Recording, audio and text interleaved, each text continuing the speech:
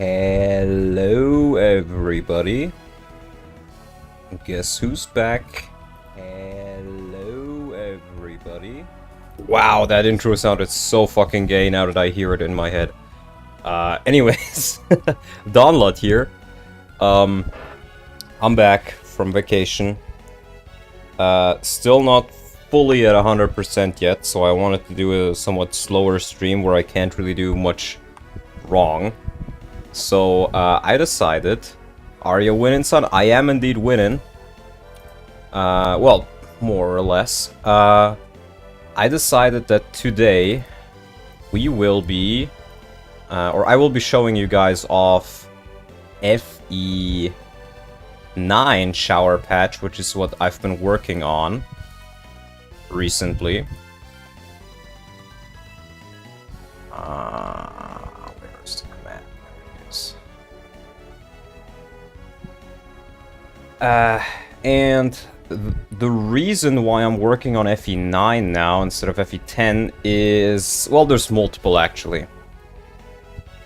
I still don't know the reason the patches are called shower patches. Look into the description.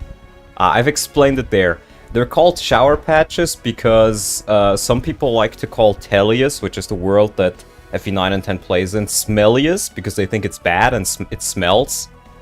And I'm gonna make a shower patch so it no longer smells, aka to make the game good. That's the entire joke. Is FE9 shit on good? Yes and no. He's very useful early game. And then when you get him back, he is stat-wise pretty bad. Even if you train him, he just becomes okay. But one thing that FE9 Shannon is very underrated, in my opinion, for is his provoke skill. Because it means that if he's in range of a siege tome, and he can usually always take at least one, then the siege tome will pretty much always go for him. So you can kind of use him like a siege tome magnet. And depending on how much you've trained him, or if you still have the ward staff or pure waters available, he could also just take 2 hits from siege tomes. Which, if you're advancing with the others, like part of your army, that can be pretty useful on some maps. Deadeye is also not a bad skill, though it does cost an occult scroll. Anyways, why am I working on FE9 now instead of FE10?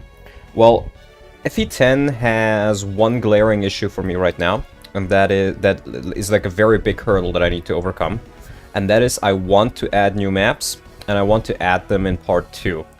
I've done most of the work for part 1 now, so I would get to, and some of the work for part 2 as well. So I will be getting to the point where I need to add those maps in. The issue is, I have 2 options for adding in new maps, because we cannot make fully custom ones as of right now. So we either take the cutscene maps from FE10, or we reuse maps, but maybe do different playable margins, or, like from different perspective, or we convert FE9's maps to FE10, and vice versa. And that is theoretically possible, if we just find out, like, the more we find out about how the map.bin file is structured, the more we can start translating the data from FE9 to FE10 to be able to use FE9 maps in FE10. And until that happens, I'm pretty much at a stranglehold, combined with the fact that my Lagoose mechanics just don't work, and I need to, like, make another, like, huge work session with Gidra to figure that out. I decided, you know, I can get this done in 3 to 6 months, because FE9 doesn't require as many changes, and on top of that, working on FE9 will help me understand it more, which will make it easier to translate FE9's data to FE10. $2 from Kirk Gregor, contributing to 1% of rent cost. Wow, thanks Kirk. Even just $2 are nice to have, really. Now, I do have to disappoint you. Oh wait, 0.1, okay. I pay around $600 a month for rent and, like, utilities is what you call it in English, I think, like electricity and this stuff. So 1% is not fully off, actually. It would be more like 3% in that case. But, you know, if we account for, let's say, like, miscellaneous expenses and buying food, then maybe you'll get closer to 1%. You've still made more progress than Pirate Software on this game? Yes, and that surprises me. You know, when Pirate Software became a thing online, I was like, wow, this dude is like, he knows his shit. He's like super... Like, I watched his shorts. And then when the first controversy started to emerge, I was like, what the fuck? Like, he doesn't support, like, stop killing games? And then the more you learn about him, you're like, oh my god, this dude... Not only is he a poser, he also is not who he... Like, he's straight up just not who he says he is. He uses a voice changer, he has stupid opinions. He doesn't know what he's talking about, but acts like he does. And he straight up lies sometimes. Cringe nepo baby with voice mod, and he's not even a good programmer. He's not even a good programmer, so it's crazy to... you know, I went from thinking like, man, I'm like 5 levels below that guy in like skill to like thinking like, damn, I'm better than him. Never trust long-haired man. I was gonna say something, but you know, Warcraft 3 Arthas? Maybe you're onto something. Anyways, if you have song requests, by the way, again, put them in chat, and I will consider them. So, what have I done so far? Not much. Not much, really. I've changed all the character names to be the Japanese names, or the names that I'm using for my FE10 Shower patch as well, for the most part. Like Alia, for example, is Mist's German name, and I think it's more interesting. You know, variety is one of my core tenets for this project, so I want to have some variety in her name, where it makes sense. You know, I have Tiamat and all that stuff. Now, the FE9 thing does work a little bit differently, and it doesn't have quite as many features as you can see. But you can still do quite a lot of things. Tiamat goes hard, yeah.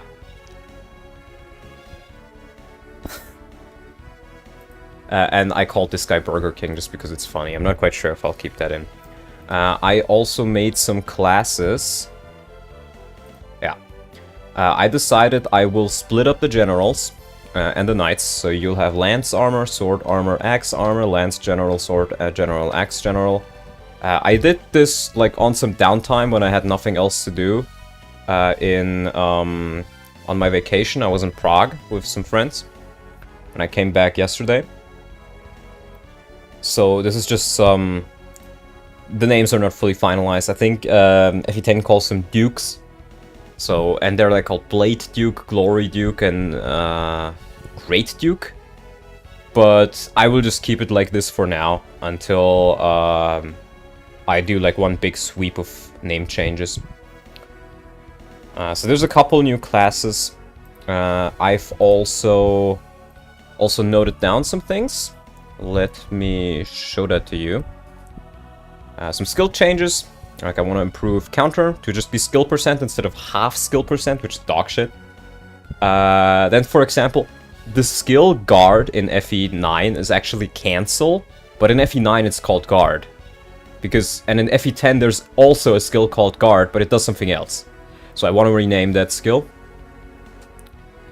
I want a renewal to make, like, to heal more. I've also got the characters here. And let me just see if I still have... shower patch here. I think this is the latest one. So I can show you guys this. I did it on the laptop, so I don't have it on the browser. But this is round about the availability I wanted to do. First big thing you may see is you get Boyd in the Prologue. You get to play around with him a little bit in the Prologue after you beat him, and you have to defeat Greil with both of them together. Then you get Mia in Chapter 1. I'm gonna rewrite it for her to just be part of the Greil Brigade, or, you know, maybe be one of the villagers that they defend in Chapter 1. Because I think the issue with Mia is you get her comparatively late, when you're pretty much almost done with the arc where you don't have many characters. So her usefulness is kind of like, you know, you get her for like 2 chapters of free use, and by the end of those, like, she's just useless. Or you're just not even using her in general because you just want to put all the XP on the other characters. So I wanted to give the player a couple more characters to play around with in the early game. And I wanted to give them the opportunity to train them as well. Which is, like, if you get Mia in Chapter 6 and you look at her stats, you're like, eh. But if you get her in Chapter 1 and you're kind of forced to use her for a bit, like, maybe she gets a couple good levels and maybe you decide to keep using her. Then we're gonna make it so Rolf and Mists join early. Hey Hero, hey Zap plays. So Rolf and Mist, after you rescue them, they actually join you for full. So you rescue them in Chapter 2, and then Chapter 3 is the port chapter, where they will join Gatry and Shinon into your team. Then, and this is probably one of the bigger changes character-wise, in Chapter 4, when you meet Alintia, she will actually join you. What I'm gonna do is, she will be a unit like everybody else, and if she dies, well then she dies gameplay-wise, she retreats. She doesn't actually die, but you're no longer gonna be able to use her. And she will start out as an additional healer, because FE9 desperately needs a couple more healers. And then she will promote into her Pegasus, you know, sword Pegasus with staves. Then in Chapter 5, now I haven't fully considered this, but I was considering making Greil playable for at least this chapter, maybe the next one as well, just as a temporary recruit. Because he is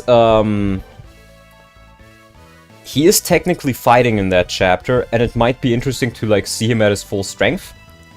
But it would also just make the chapter longer, and it would probably enable cheese, so I may just change my mind on that. We'll see it when we get there. I'm also gonna make Soph join you early. I've not quite decided how I want to make him join, but Soph is a similar case of like, by the time you get him, like, unless Volk is dead, he's just fucking useless. You just don't need him. And that's the big issue, so I've decided I'm gonna make him join earlier. I may not give him Blossom, because Blossom is... I'll have to see, because I also want to make him able to promote. And if he's able to promote and he has Blossom, it might be a little bit too much, so we'll see how that works out. Then some other changes. Mordecai and Lef will join you as blue units instead of yellow. And Nidata will be recruitable. I don't remember who you recruit him with. I've noted it down already, but yeah, you can get a playable bandit in Nidata, which I've seen many people want him to be playable, and I thought it would be funny, so why not? Chapter 10, you're gonna get Meg instead of Volk, and instead of Kieran. Yeah. I'm not 100% on Kieran yet, but or on Meg yet, but I've just added her in. I thought it would be funny, and you'd get a sword armor, because currently I will make Braum an axe armor as he is in FE10. I will make Gatry a lance armor, and I guess Toroneo would be either a lance or a sword general. I don't quite remember. So I thought, you know what, why not have a sword knight as well. Not 100% on that though. Chapter 11, you'll get Heather as an additional thief. You'll get 3 thieves, which I think is plenty for like replacement units. She's gonna be notably faster, dodgier than Volk, but not quite as strong. And I think I'll keep Pass as her chapter. Why not keep Kieran in the prison and have Meg join next chapter at the port? Because I think Kieran is a little bit too strong, and I think it would be better if he joined a bit later. Then, chapter 12, you get Jill. And you get Vika. I'm gonna add Vika in. I think she could use a little bit more characterization. And you don't really get many playable Ravens. In fact, I think the only one you get in this game is Naizala, if I remember correctly. So, playable Raven, why not? And she'll actually be useful on that map. Then chapter 13 is where you get Astrid and Gatry. And I decided, why not make Makalov part of the team? I think you can easily integrate him into the story of that chapter by just saying, hey, he took on that job, and people are hunting for him, and that's why he joins you. Then Kieran joins you in the next chapter.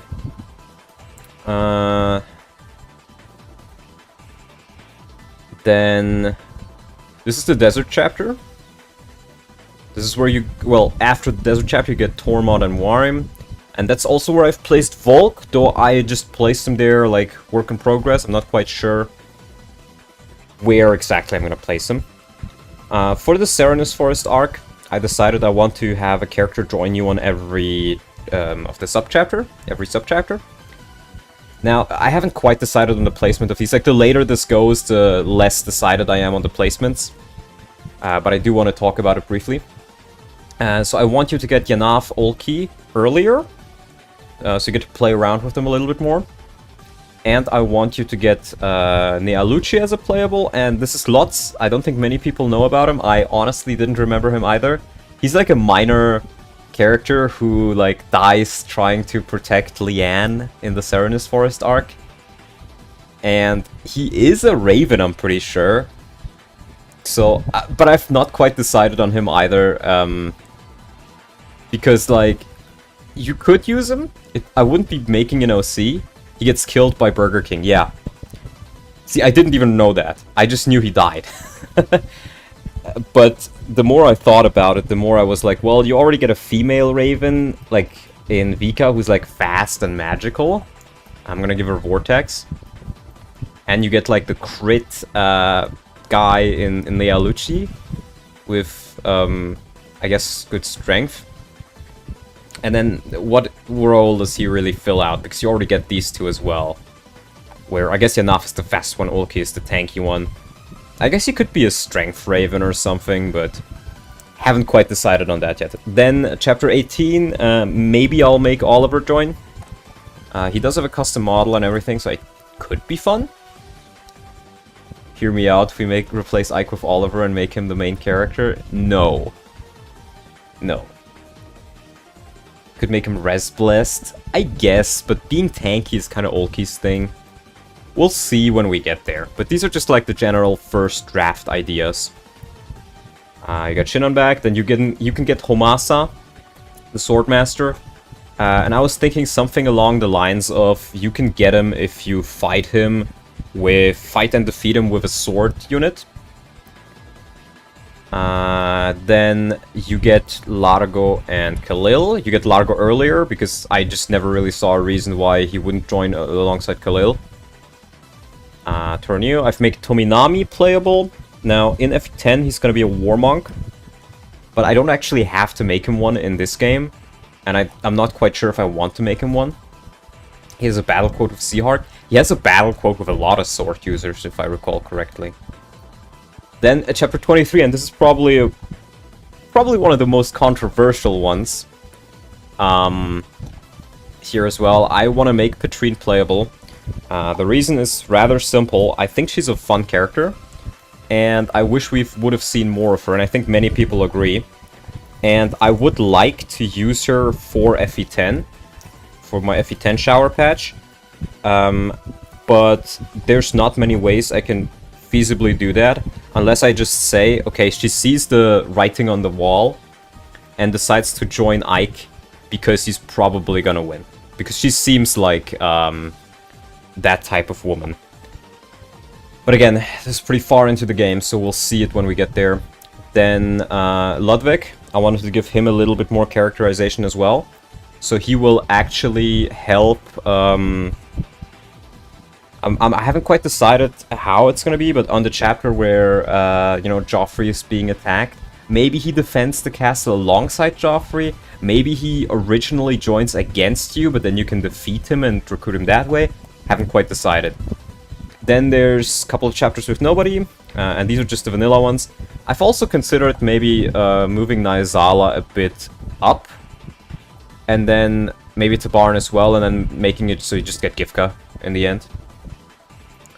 Ashnard will no longer have his devil protection, or like his god protection, where nobody can fucking hurt him unless they're these three or Ike. Or I guess the dragons too. Then I have a list of characters I was considering adding. I don't think this is fully up to date actually. There's a couple of ones here. Yeah, it says unsorted. I think in the compact one. I think I have it sorted here. Yeah. Actually? Have I? I don't think these images are the most recent ones, and I don't think I've saved... Yeah, no. I can show you at least what I have right here. Though this is not fully up to date. Yeah, because Voluk should be in the desert map as well, so this is definitely not up to date. But you get the gist. So, other characters I was considering is adding Sigrun in. No real reason not to. Maybe Sanaki, though this is actually one I would put back to barely considering by now.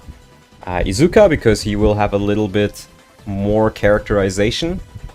And, you know, by this point I don't think he's fully evil either. I was considering Nyla, but I decided I would rather just do Voluk. So she's out. I've decided I will not use Jarrett, for the simple reason that I don't think I can implement him well into FE10 Shower patch if he already knows Ike beforehand. The way I wanted to add him in. So I would rather just have him be an FE10 exclusive characters, which I think is also fine. Kesda, I think he could join. Anna is a thief in FE10 Shower patch, so maybe I'll add her in as a like additional thief if I really want to for the later chapters. Then Renning, I am heavily considering just saying, okay, when you defeat Bertram, you just save him immediately and he just, you know, becomes playable. Because I want to make him playable in part 2 for FE10 anyways. So why not give the player another character, another paladin that they can use. Then, now I was kind of considering these ones, but I decided I don't want to do them. Shiharam, because I think it would kind of destroy Jill's character arc. And Bryce, because I think he's such a... I would say Bryce is one of the most central figures of Dane as a nation. In the sense that after Ashnard dies, I think if Bryce is still around, it never would have come as far as it did. And it also would kind of undermine Micaiah a little bit, because if fucking Bryce is around, then why the hell would anybody follow Micaiah? At least that's my version of it. I think Bryce is just... He's one of those characters that unfortunately just has to die for the story to make more sense. Because, like, you could say, okay, but Toronio is also, like, a big general. But the issue is, Toronio is a quote-unquote a traitor. So I could see people not respecting him as much as somebody like Bryce, who stood with Dane until the end, you could say. And then these are all unsorted, but I don't think... Let me actually see. I may have a picture. I may just have a picture of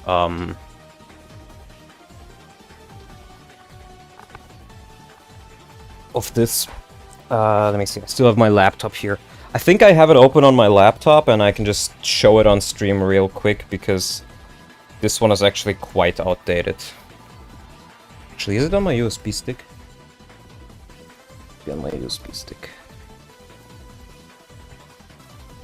The most recent one.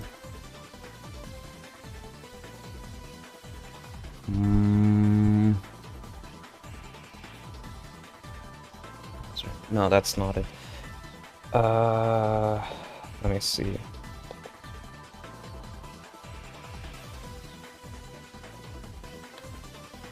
This is... Yeah, I think this is the correct one. Yeah, this is the correct one. I found it, guys. Okay, just give me a second. I'll send it over. In fact, I can do that rather easily by just using the power of the USB stick. So you'll just have to excuse me for one little minute. Copy, paste. There we go. Eject. Put it back in. Oh, I love USB sticks. Just gotta be able to actually put them in. There we go. There we go, it's back in.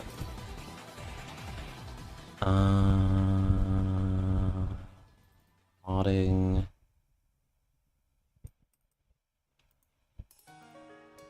Ah, here. Here, this is the most recent one. Yeah, I didn't change anything here. I added Voluk for chapter 15, because I think a playable wolf could be fun. And I know you can transfer the animations, at least the map animations. And then I was considering adding Levale as a playable halberdier later.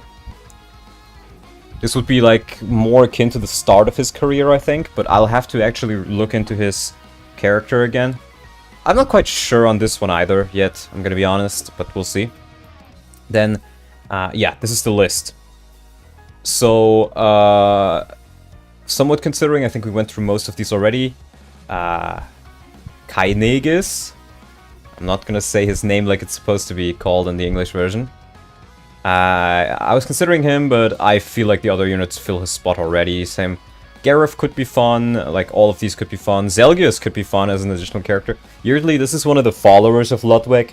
Could be fun. This is the guy you fight on in chapter 4 when you catch Alincia. I think this is Hafet. Mirage, who is also one of Ludwig's guys. These two bandits, I think it could be funny if you could conscript them or something. And these guys will also be playable in FE10, so it could be nice if you can like play around with them, get them a little bit more characterization here. But it's just like, these are, in general, possibly on the list to be included somewhere in a playable fashion. Maybe even as an additional boss, right? We'll have to see. And I'll also have to reread FE9's story more thoroughly, because I don't remember much from it. Then barely considering, these are characters I can see in some sort of fashion to be playable, which would be the Senators. I think those could be playable. Leanne, though, she would just fill the same role as Raisin, so she would be, if anything, a replacement Heron. Pugo, give him more characterization. Same with Alder, Death and Pain. Viona, this one was one I was considering a little bit more even. But the issue is FE9 doesn't have dark magic. Balmer, Chillstone. Dakoba, he's also playable in FE10 in my shower patch. And then a bunch of like bosses, Grimir for example. Some bosses to give them a little bit more characterization. And sometimes, you know, sometimes I can just add these as additional bosses in FE9. Like you defeat them in FE9 and then you also fight them again in FE10, for example. To give them a bit more characterization. And for the not playable ones, there's quite a few I thought about and I decided I don't want to do. I've already talked about these two, I've talked about Jared. I was considering Nolan because he would kind of fit in, but I feel like I would rather just have him shine in FE10, and I think he does quite a bit. And I also think him being part of Ike's army wouldn't quite work out. Story-wise. And I've also just decided that I want to make him be a traitor during this time, like, because he talks about his background a little bit. I do like the idea of having playables that end up betraying fighting the player in FE10. Yeah. You're having FE9, isn't that game highly unstable? It's not highly unstable, it's just there's not much that has been found out about it yet. So I have to go along and find out stuff, but for the most part it's just many of the things that work for FE10 hacking work for FE9 hacking as well. And I have the abilities to find out about the things that aren't found out yet at this point. Adding Levale would be cool since you kill him in FE10, so having him playable in FE9 would be interesting and add to his character. I agree. What about the Vibrant Lord with the Thunder Axe? We'll get to him very shortly. Grommel. Yeah. Let's just go through the list. Fiona, I think she would be a bit too young to be playable. And she would be on the Dane side, so it doesn't make much sense. Unless, like, maybe as an early game boss, I could see that. Almeida, she's not really relevant. Kiza and Lyre. I'm not sure if they even fought in the war canonically. That's the first part. And the second part is, I kind of want them to shine in FE10 rather. Because they get an actual opportunity to shine. And Meg wouldn't. That is actually a good point. That is actually a good point. Meg might be too young. We'll see. We'll see. I didn't think of that. Then we have Raphael, who I've decided, you know, you get already enough of them. Some of these guys that are a little bit too evil. Gromel, I just don't see him joining Crimea or Begnion. He's a Dane. Like, a lot of these characters that you will see here are kind of Dane nationalists or don't have any reason to be where they are in FE9. Or to be in FE9. What about Lyre? She's mentioned in the support convoy. So far, I want to not do them. But because I feel like it would kind of take away from their performance in FE10. But maybe I should just add them as like additional recruits that you can get later. I'll rethink it. Then Haveti, I want to make him have a grudge against Ike so it doesn't work if he's recruitable. Hashiora is supposed to be a hero and kind of like a peasant, so he wouldn't be in the army around this time. Is there a deployment limit? Not as far as I know. Then Danvet, which is not Devdan, especially not in my hack. Septimus, Tellius, and Sephiron, I decided they're not going to be playable. So this is the rough idea that I want to go with. Let's see, what else do I have here? Make Tempest give 20 crit when on low biorhythm to encourage actually keeping it. Increase stats on effective weapons. I've actually done that. Faster animations. I have done that, but I've not added it in yet. Custom textures, classes here and there. Mages only get one magic type. Sages get knives and staves. This is one of the changes I wanted to do. So I feel like your mages being able to use every single magic type kind of makes it so it's a little bit uninteresting, and it makes it so they all kind of feel the same for the most part. So I figured it would be more interesting if your mages actually can only use the magical type that they're, you know, supposed to be using, but then they get knives and staves, which would kind of also solve the healer problem a bit. More def incentives to move fast. I think FE9 desperately needs that. Better enemy quality. Build up for FE10, which is some of the stuff I mentioned. Split armors, I've done that. New supports. I've already decided on a couple of those. More staff users. More magic weapons and new weapons. Yeah. This is also one thing I was considering, making Shinon join back in earlier. On the same map you get Gatry. So Gatry and Makelov defend Asteroid, Shinon attacks with Norris and rejoins if defeated by Ike, Rolf, or Gatry. Rambega, aka Fiona's father, appears, maybe with a cameo of Kid Fiona. Pre-promoted mini-bosses, which give a lot of EXP. I'm gonna need to take a look at how to make thieves drop their stolen loot, because I don't remember if that's in the game or not. I want to get back in line with Makalov being kind of our mounted swordmaster, so he can possibly learn Astra.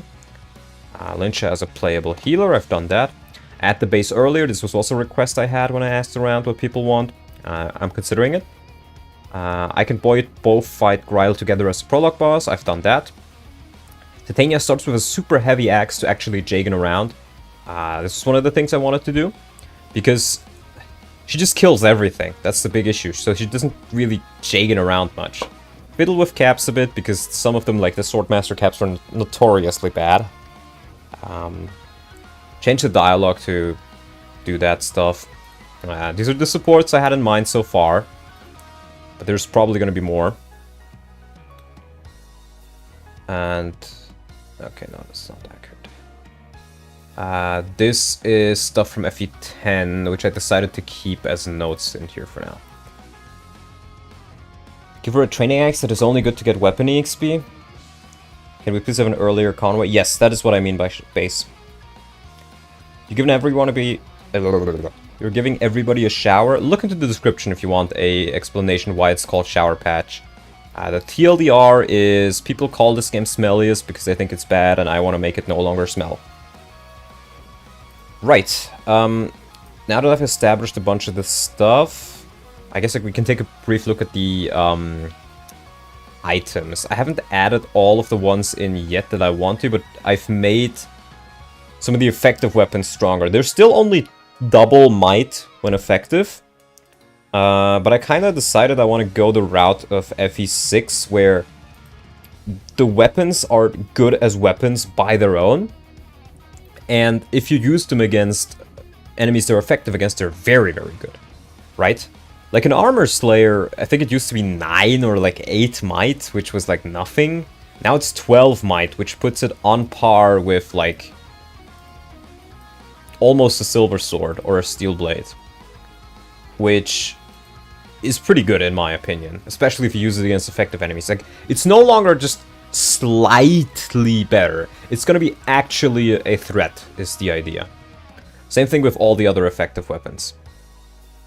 Then, what have I added in so far? I've resorted them a little bit because they were sorted a bit weirdly. The Devil Axe is in the game, but it doesn't actually work, so I've decided I want to add it back in. I've increased the hit to FE11 standards. Made it weigh 18, which is quite a lot actually. And I've made it reduce your defense by 40 points, aka to 0. So this thing reduces your defenses to 0, though you will be very powerful, and it's also very heavy. It may even, you know what, let's just make it even heavier, 25 weight. In fact, let's make it 30 weight. Because the devil effect doesn't actually work, unfortunately. Then we have... wanted to add some more knives. I don't think I've... oh, the bands. I've worked with the bands a little bit, but I'm not quite happy with them yet. I'm removing the growth bonus they give you. Instead, they give you fixed stat bonuses, which I think is a lot more fun than having to shuffle them around all the time to get, like, whenever you get a level up, because people do that, and I want to discourage doing that. They're just going to give you a flat little bonus, which they might be a little bit too strong at this point, but I just want to test them out and see how they feel. Like, the fighter band gives you 4 strength while you wield it, and you can only wield, like, equip one of them at a time. Keep that in mind.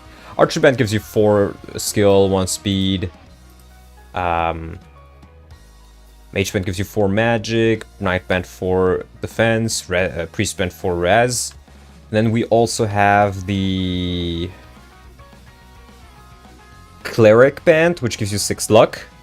The Goliath ring, which gives you 15 con, which is, again, only for shoving and stuff like that. And the Queen band, which gives you a little bit of everything. Can you give him negate crit like RS Ancestor Skulls? I might, but I don't think I want to. They already feel pretty strong. I've made the statue frag increase your con by 10 instead of 2. So you may just consider actually using one now.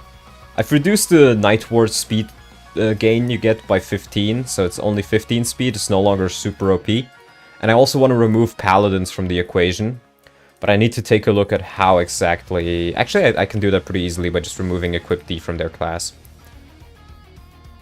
I want to make it only soldiers and knights. Renamed the skills. Yeah, this is the axe I wanted to do for Titania. 23 weight. I need to take a look at how strong the enemies will be. Which brings us to the main part of the stream after 40 minutes of setup, where I show you everything that I've done so far, which is the chapters. Oh, I think I already have it open. Yeah. I've already fiddled a little bit with the prologue.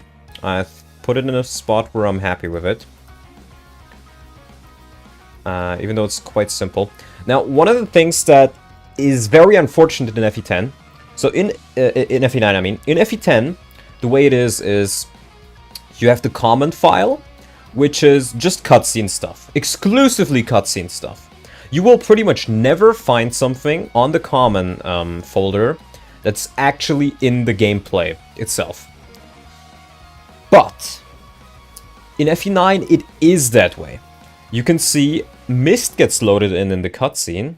Oh, why did it stop the music? Yes, it just stopped for no reason. But in this one, the way it will work is, it will put... If they're used in a cutscene, they're put in the common folder. But if they're not used in the cutscene, they're used in the, you know, gameplay folders. Which just means that you always need to check both.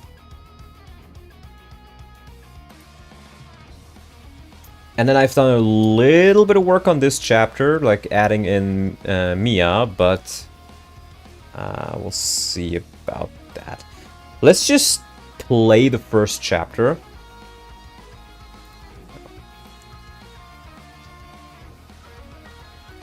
And I can show you how it looks like right now.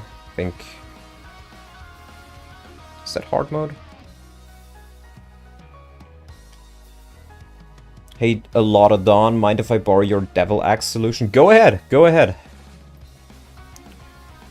I just want to make this be 180% like it's supposed to. Like I always play it.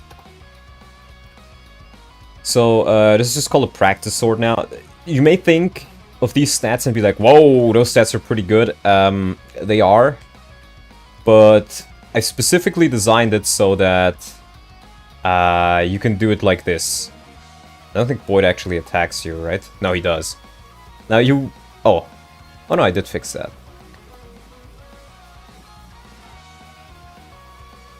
Yeah, I made it specifically so you can... It's not the Japanese version? No. Good point from you. I'm not using the Japanese version specifically because... the European version is the latest version that was released. And it is the one with the most features and least bugs. It is the most stable version. It does mean that the game is easier than Maniac Mode. And I want to make it harder than Maniac Mode. So, but I have to change all of the chapters anyway. So I decided I'm just going to use the European version. And then I'm gonna... This music is a bit distracting.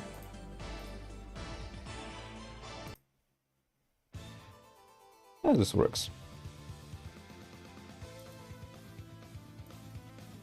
I'm just gonna use the European version, but I'm gonna manually make it harder than the Japanese Maniac Mode. 2 more bucks from Kirk McGregor. Thug Life from Battle Brothers Ost. Do it. Alright, buddy. You want it? It's yours, my friend. As long as you have enough rupees.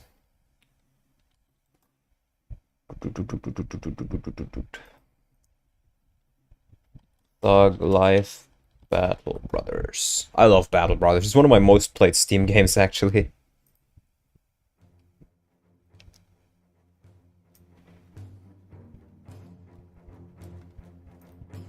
Right, so the intended way to do this is you defeat Boyd.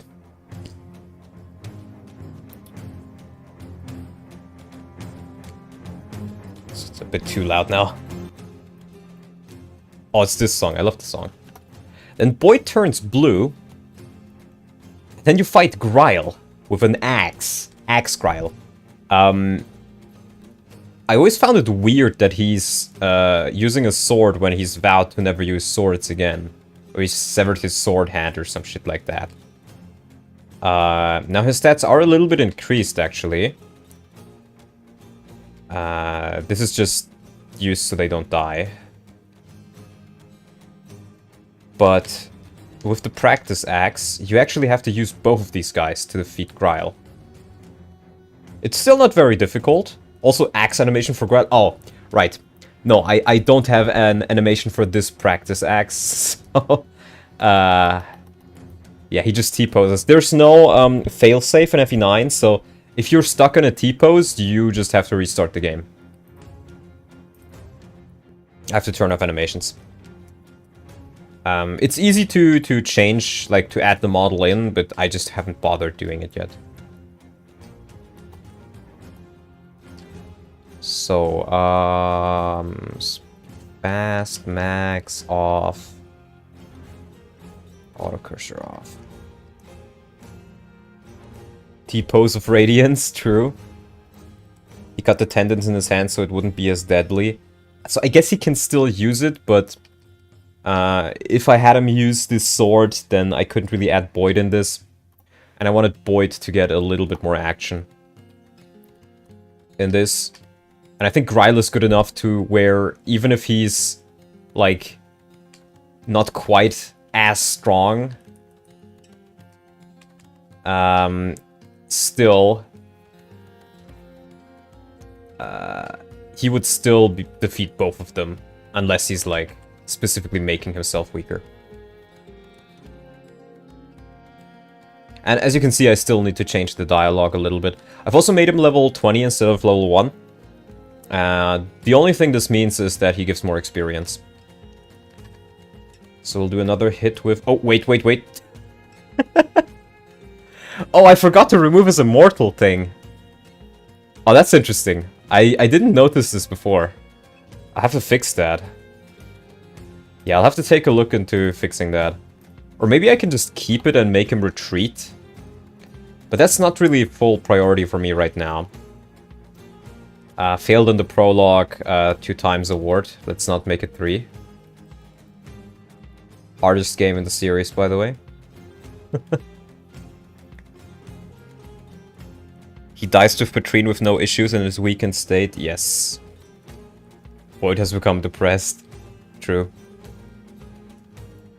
So strong that he can pick up a battle axe even after nerfing himself. Yeah.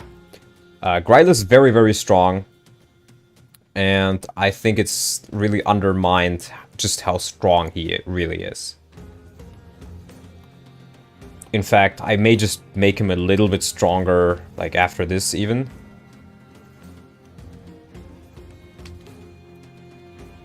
Because he almost feels a little bit too weak. Like it's over too quickly, but I guess it's just a prologue. It doesn't need to be overly specific. Okay, this is interesting. So sometimes he attacks Ike. Usually he always attacked Ike for me, but I guess sometimes he attacks Boyd.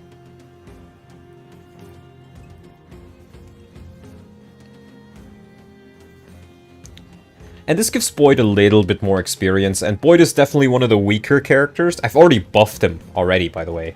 Just a little bit.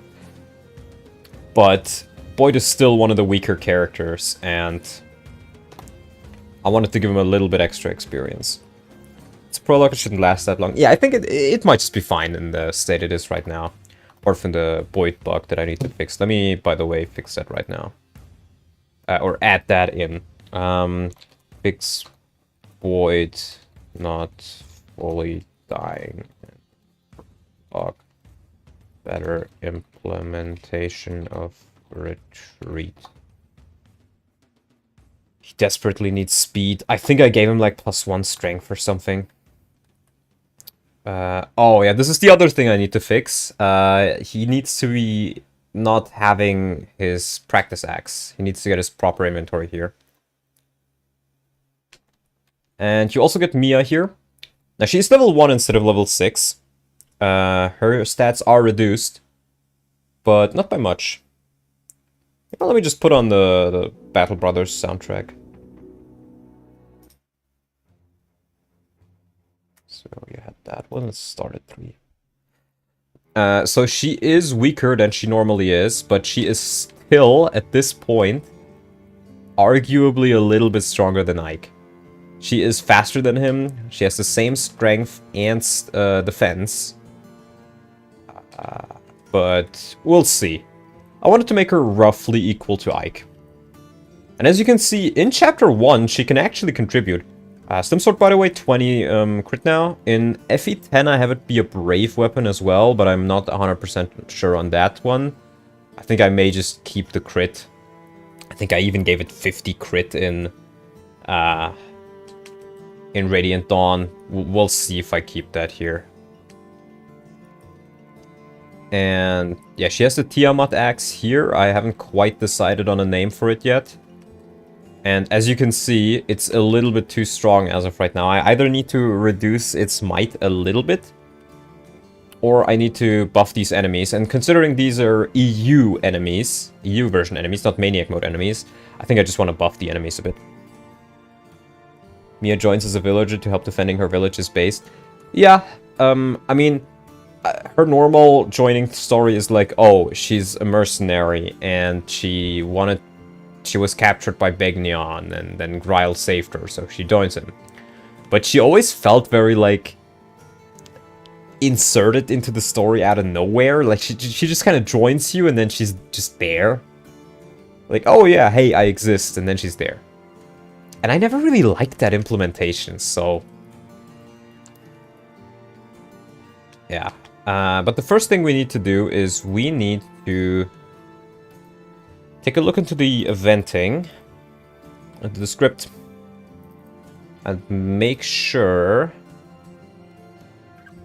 that Boyd loses his practice axe. Let's search for Ike first, because I think Ike gets his weapon removed in... is it in this chapter? Or is it done in the prologue? Let me take a look at the prologue, actually. IID... oh, wait, this is not the... oh, this is not the prologue, this is the debug map. This is the prologue. IID... item ID, this is where he gets the practice sword. This is where he gets the vulnerary. This is where Boyd gets his axe. Right. And I need to do unit delete item. Let's pull that in here. Search for that. Yeah, this is the other point where it's used. And we gotta add that Boyd also loses this item in here. And the way we're gonna do that is... let's see, is V0, V1 is stats. I need to use V4. So, and this honestly, like looking at the code in FE9, which is usually a bit simpler, helped me understand it a little bit more. So right here we say V4 equals unit get by PID. Unit get by PID. So we're telling the game variable 4 is equal to PID bowl, which is Boyd's PID. Why is it? Oh, because of this. So whenever I say V4, I'm referring to Boyd. And then at the end here where it says, this is what it does for Ike. It says V0 is Ike, right? And it says delete the first item in the inventory of V0, which is Ike. So delete the first item in Ike's inventory. And then add an item to Ike's inventory, which is the Iron Sword. And set it to be equipped. So we're pretty much just gonna copy this entire code. Because we're gonna do the exact same thing for Boyd. But we're gonna say... we don't need this one because we've already specified Boyd. Though I guess I should probably... put it in here. I guess that gets called for twice with the unit get by PID. That's weird. But we're gonna delete Boyd's practice axe. And we're gonna add... and set it to be equipped... which is Iron Axe. So Boyd will lose his practice axe and get an Iron Axe and equip it. That's what should happen. So we're gonna compile that. Make sure it's saved. And we're also gonna... let's see if we can't fiddle around with the map already. Now, in FE10, what you can do is you can change characters. You can give them bonus stats, which I think might be what this is referring to. By the way, for those who hacked FE10, the reason why I'm not hacking Maniac, which is hard mode in Japan, but instead hacking hard mode folder, is because Maniac mode was actually reworked to be easy mode in the Western releases. So if you want to change easy mode, you don't have to change normal mode, but rather Maniac mode, which is a little bit confusing if you're going between the games, but it just means that the only two folders that you really have to take note of is hard mode and common. Now let's take this guy for example. Theoretically, if I give this guy an A here, which is hex for 10, assuming that these are the stat bonuses, he should get 10 extra strength. One of my problems I had in my armament is the lack of droppable weapons and staves. At some point Oscar and Soren stayed weaponless. Are you planning a fix for this? Well, I'm gonna add the base sooner so you can actually store stuff. And I can add a couple more items here and there. I don't think that should be an issue. I can change the droppables around a little bit. I'll lurk for a bit, gonna do work on my own game. I'm still here though. Yeah, no problem, no problem. So, I mean, this is supposed to be kind of a chill stream anyway.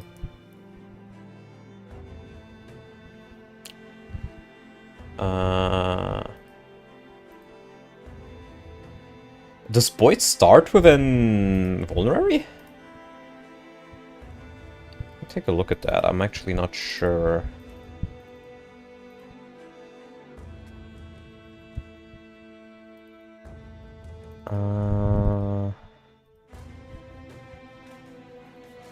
It doesn't seem like he does.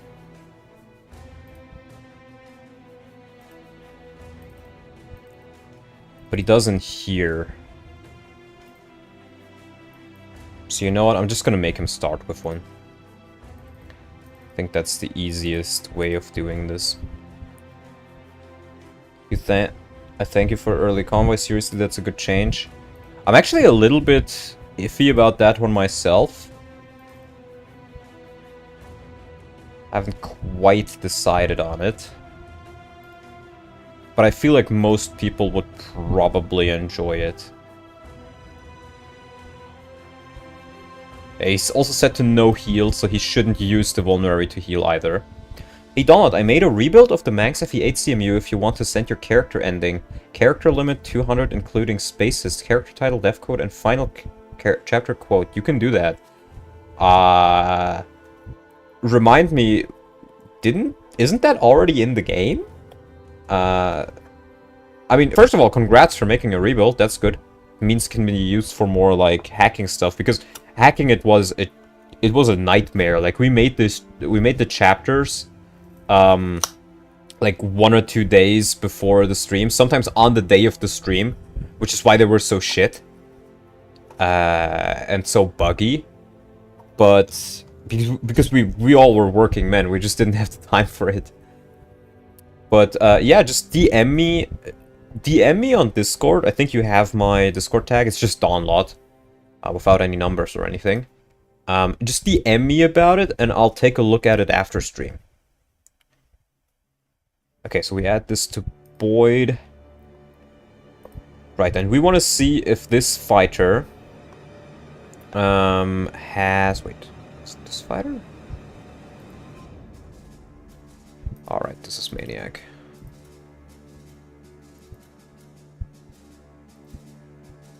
Yeah. This fighter should have 10 more strength, in theory, if my theory here is correct.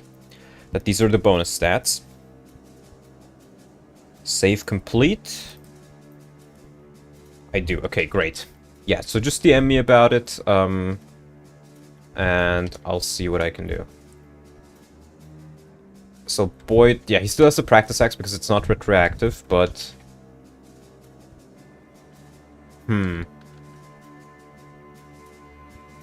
That didn't do what I thought it would do. What did it do? Build 12. Weight 12. Didn't seem to actually change anything. You only have your character description. Okay, I see. Yeah, I can take a look at it.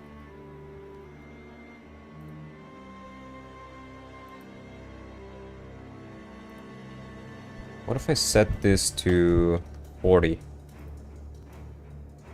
What if I set all of them to 40?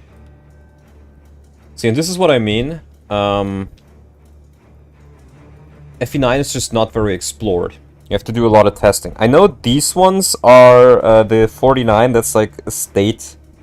What state they're in. At least like the first 3 or so. And these ones can't be the bonus stats because it would be more. So, let's test that out, see if that works. Theoretically, he should have a lot of bonus stats now. 40 is... It's what, 120? You know what, let's not do 40 because I think it's like on the verge of where it goes back. Let's do 20, which is 32 extra points. So theoretically, he should have all his stats capped. That particular fighter. The rebuild is a lot more stable than the OG because I reworked the Dragon Range into ranged conditions, so I didn't have to install a Dragon Range patch. Yeah, true. That was another big issue we had.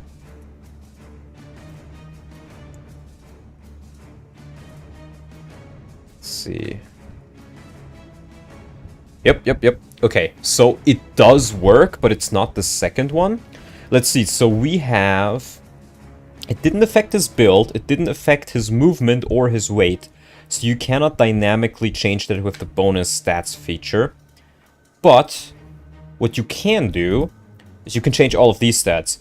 So that would be 1, 2, 3, 4, 5, 6, 7, 8. So 8 numbers. I guess it's 1, 2, 3, 4, 5, 6, 7, 8. Let's put both of these to 0 and the first 2 to 0. Because I have the feeling that it's gonna be either the last 8 numbers or these 8 numbers, and then you have 2, like, maybe it's padding, maybe it's something else. We'll see. But theoretically, he should not have resistance now. I think. Let's test it. Because doing it this way is much easier. Like, what I've been doing for the shower patch for FE10 at first was I just made new character slots that had adjusted personal bases. 0 res. Which means it's these 8 stats, I think. Because this one is res. Then this is probably HP. Wouldn't know what else it could be. Maybe Lagoose Gauge, actually? Maybe one of them is Lagoose Gauge.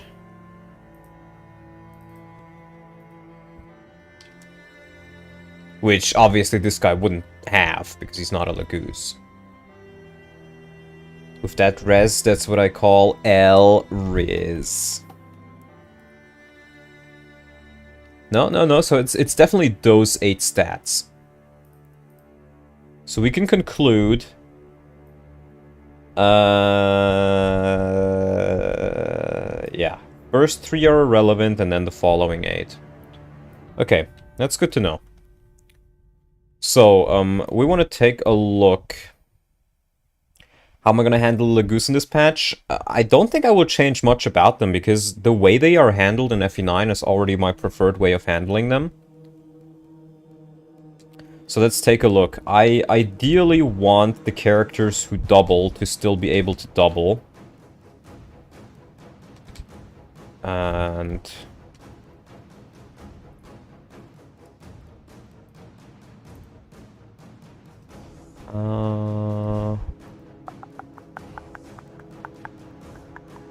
let's change the might on that one by... Let's actually keep it at 15. Oh. Let me change the map stuff back. Where is it? Let me just close these windows. I don't think I need them for now. So we're just going to be mostly working with the map here. Yeah, I've changed this guy back already. So I think the general structure of this map is fine. It's just you need to adjust the stats a little bit. And I think what I probably just want to do is I want to change... Boyd doesn't have to double him. I think he will do good damage to them regardless. Yeah, he'll be able to attack and kill them in 2 turns. Because I think the Iron Axe has the same strength. Somebody like Mia... Yeah, oh yeah, of course. This guy's a bit stronger now. 8 times 2... Let's just give them +2 speed across the board. Or +2 stats across the board.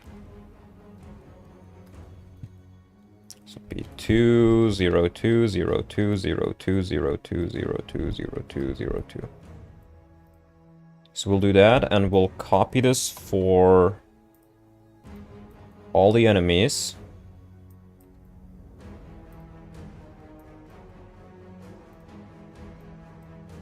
See, this guy, for example, has FF for this stat. I think this might be speed.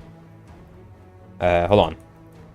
Would be HP, strength, skill, speed. FF would be... The way it works is the first 127 or 128 numbers are positive, and the next 128 are negative.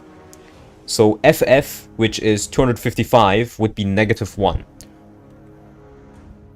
We're just gonna change it to 2 and see if that works. Because remember, these guys are weaker than they are in Maniac mode. I'm not sure I can apply the hard mode bonuses to work like they do in Maniac. So this is the best thing I can do. Or for example, Zawanar here. You see? He manually is set to F5 in, I think that's HP. So that would be, what? Like 10 less HP? Let's just set this guy to 0. Or actually, he does have a couple of positive stats. Let's just remove his negative stats and see how he looks like.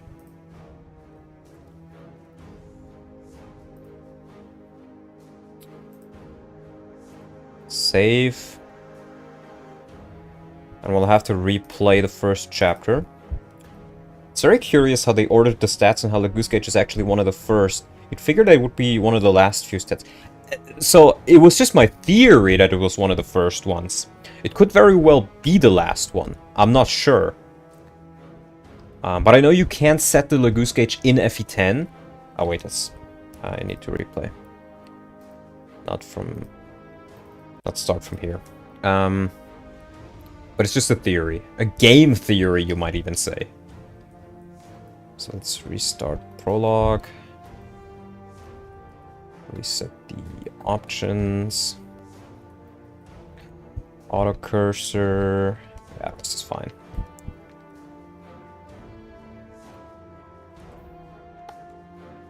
Oh, it's got nothing on you. That's true. Very true. One thing I could also look into is maybe giving Boyd the boss tag and then removing it once you defeat him. Because I think by having the boss tag, he may give more experience to Ike.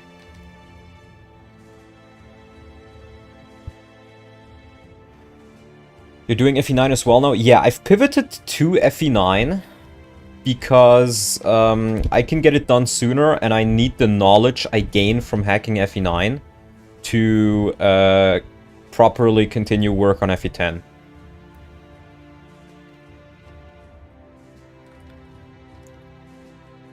So, and I think FE9 needs way less work to be well enough to where I am happy with it.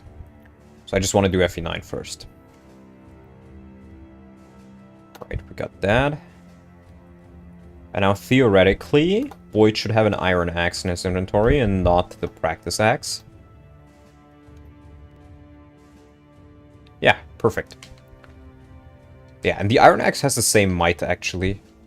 Yeah, so I've added +2 to all of their stats. It might even be a little bit too much.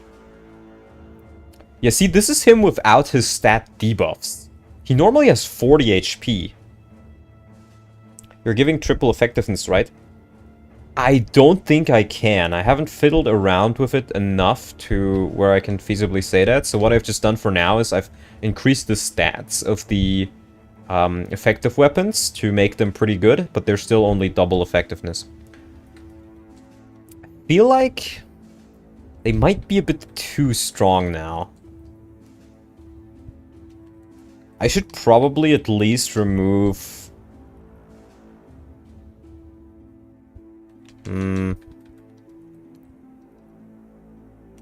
Well, actually, this would be a great opportunity to train Titania, or to show off Titania's axe. The alternative thing I could do is, and I'll need to fiddle around with this because I'm not quite sure if it would be possible, but maybe I can give Titania very low speed to start with, but then have her, like, have there be an event where she gets, like, more speed, or, like, have her change classes into a class that gives her more speed but keep her level the same, if that makes sense. Or, maybe I'll just give her 100% speed growth, so her averages stay the same. I'm not quite sure. I do want to keep her being the speedy one. Finally a proper Jagan. Yeah! I mean, this will weigh her down. This is 9 points of speed, so she has 5 speed. Give Patrine alcohol so she can drink on the job. I'm not quite sure if that's the type of woman she is. Maybe. But this is actually a very good axe. Currently, I think everybody can use it, so I need to work on that as well. Now, I'm not entirely happy with this, though. I think I'm not gonna increase their defense. And maybe not their HP either.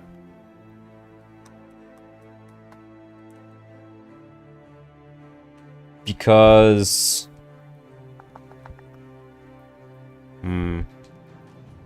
Maybe I'll just increase Boyd's strength by 1. And then just reduce their defense, because then he should still be able to two-shot them. Yeah. Let's do it that way. So we go over to all of them. This should be defense. We reduce their defense by 2 points. Oh, oops. Oh, yeah. Like that. And we'll just copy that over to all of them.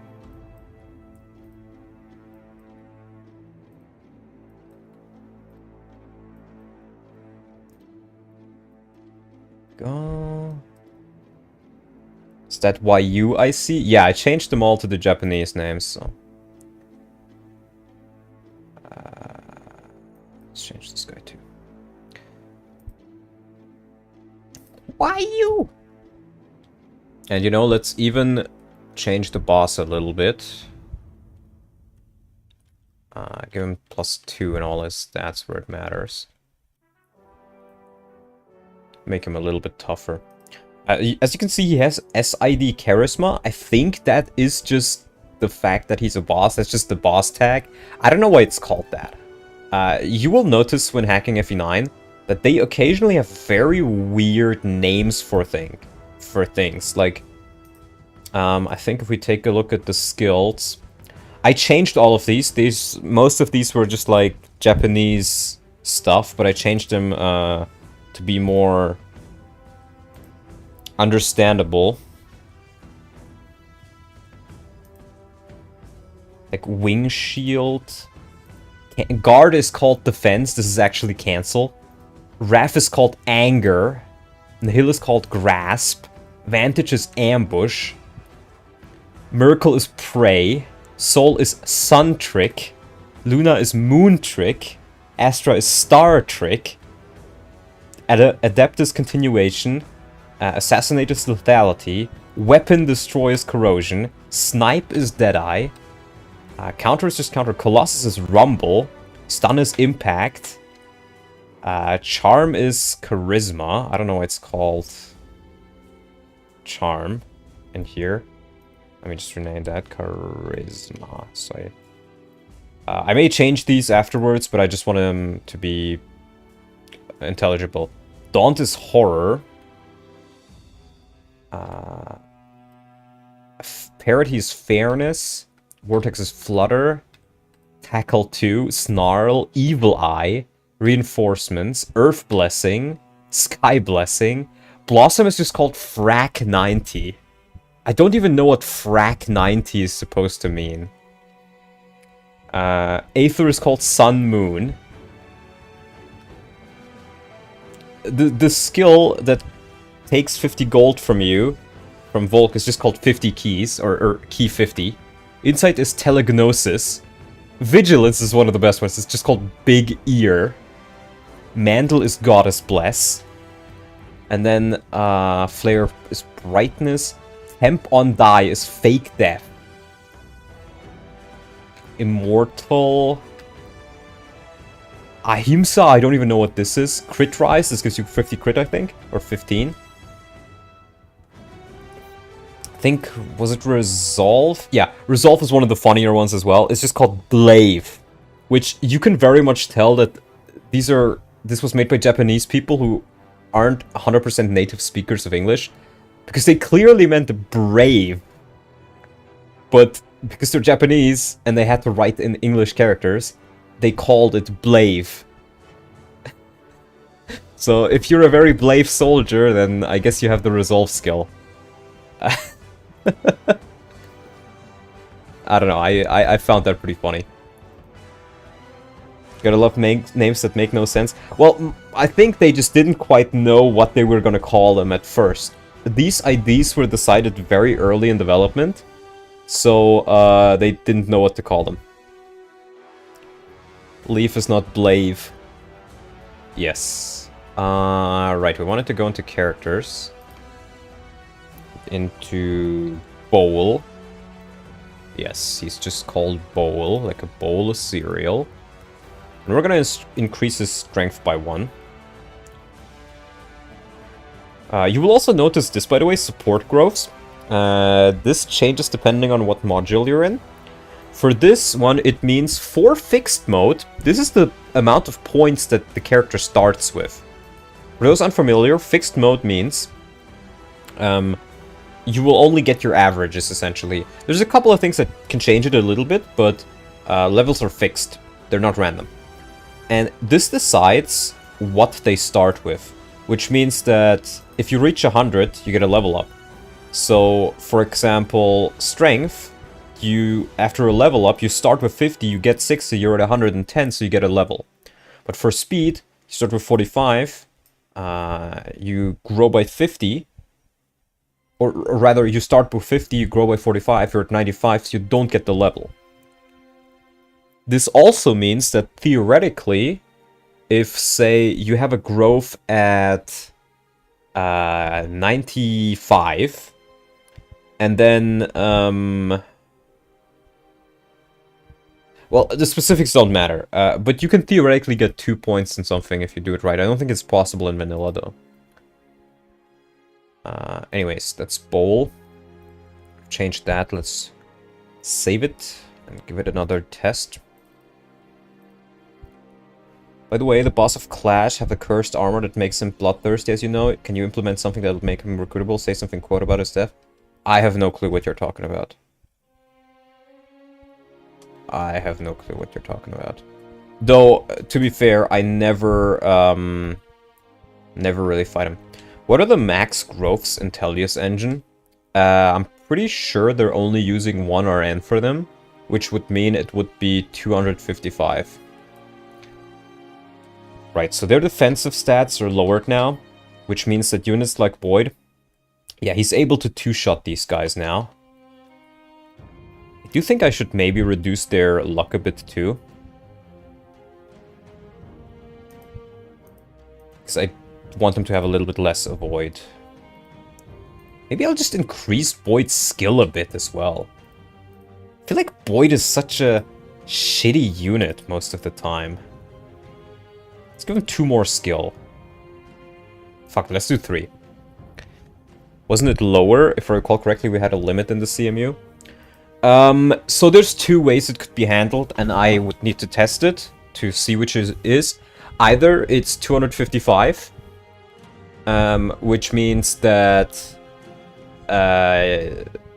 it uses 1 hex, or it uses 1 hex, but I think it's called unsigned. I keep mixing them up. There's signed and there's unsigned hex data, which would mean that after 128, it goes negative. So it's either 127 or 255.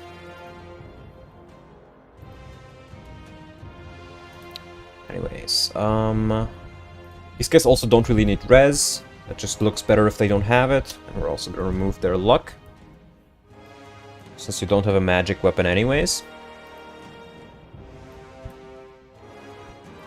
So we're just going to change that. Titania's axe, by the way, also not really a proper solution in my opinion. What I would like is to have Wary Fighter. But again, I'd need to do some digging on how to do that. Move the rest from this guy too. And he can keep his luck. So we'll just... Did I get all of them? No. I missed this guy.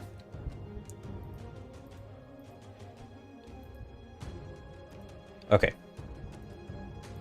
So we'll save it again. FE9 also takes a little bit longer to save.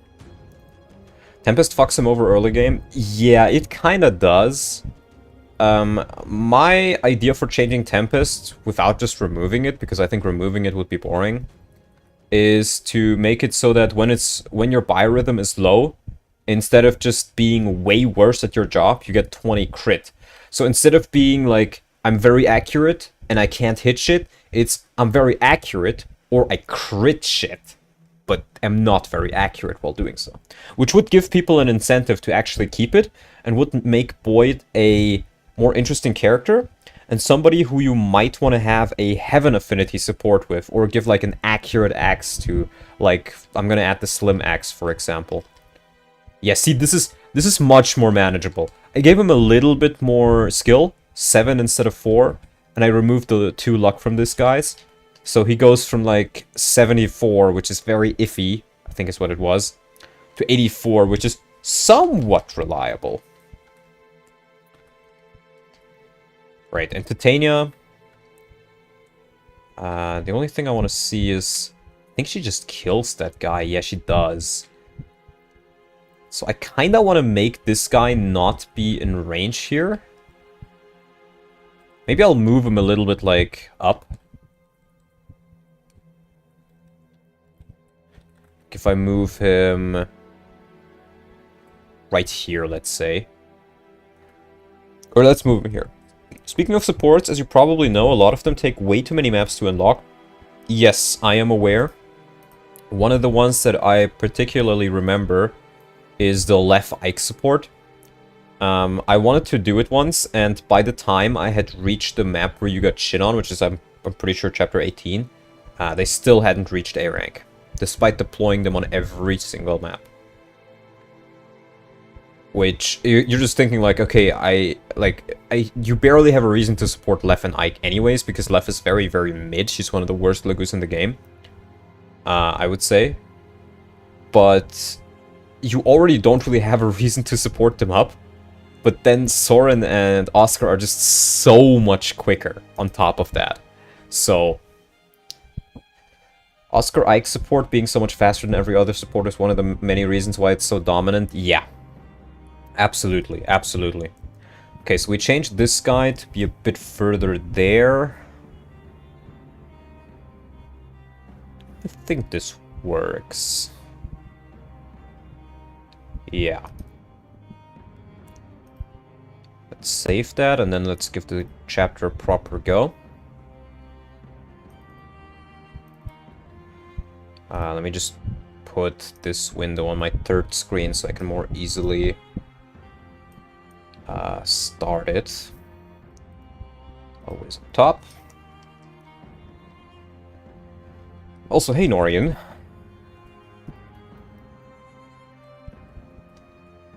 Yeah, this guy is there now, so what you should be able to do now is you can just put Titania right here. And I think there's not really a reason why this chapter should take ages. So let's try making it a little bit quicker. That is one of my goals with this. Is the biorhythm random? No. Why do you have so much more hit? He had 84 before. Pretty sure he's at the same biorhythm as well. That's weird. Well, let's try using Mia. We'll do this. I can visit the village to get his steel sword. Dawnlot stream, I must be dreaming.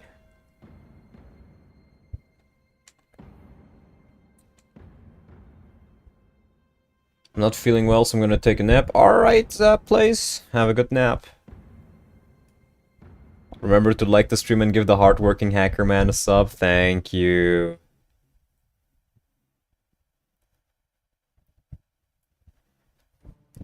Now, I am a little bit tempted to give these guys just a bit more experience. Or a bit higher level. So they give you a bit more experience. QRD on what I missed. I'm not quite sure when you went away, but I filled around with the enemy stats a little bit. I properly added Titania's. I don't have a name for it yet, but this is gonna be a PRF weapon for her, I think. Or I might just make like a super heavy axe.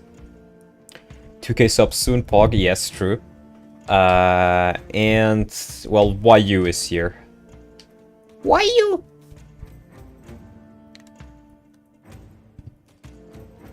Yeah, I'm really not sure why his hit rate is so high when it was, like, way lower beforehand. There isn't leadership stars in this game, is there?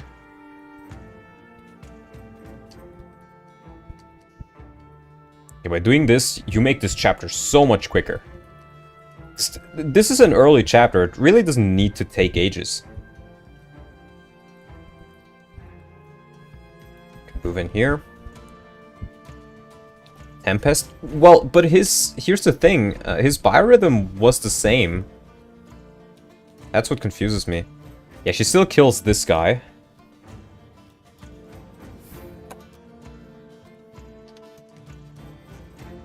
Wow, Mia doesn't double this guy. I think I maybe should...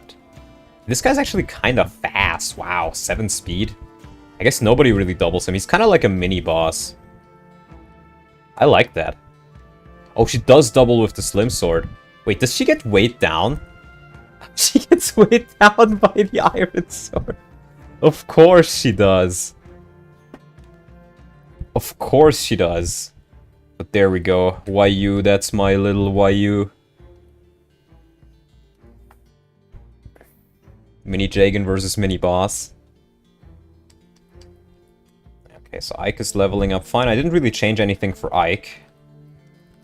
Let's just see. Tiamat X. And with her speed being lower, her avoid is also quite a bit lower, which means that she actually gets hit from time to time.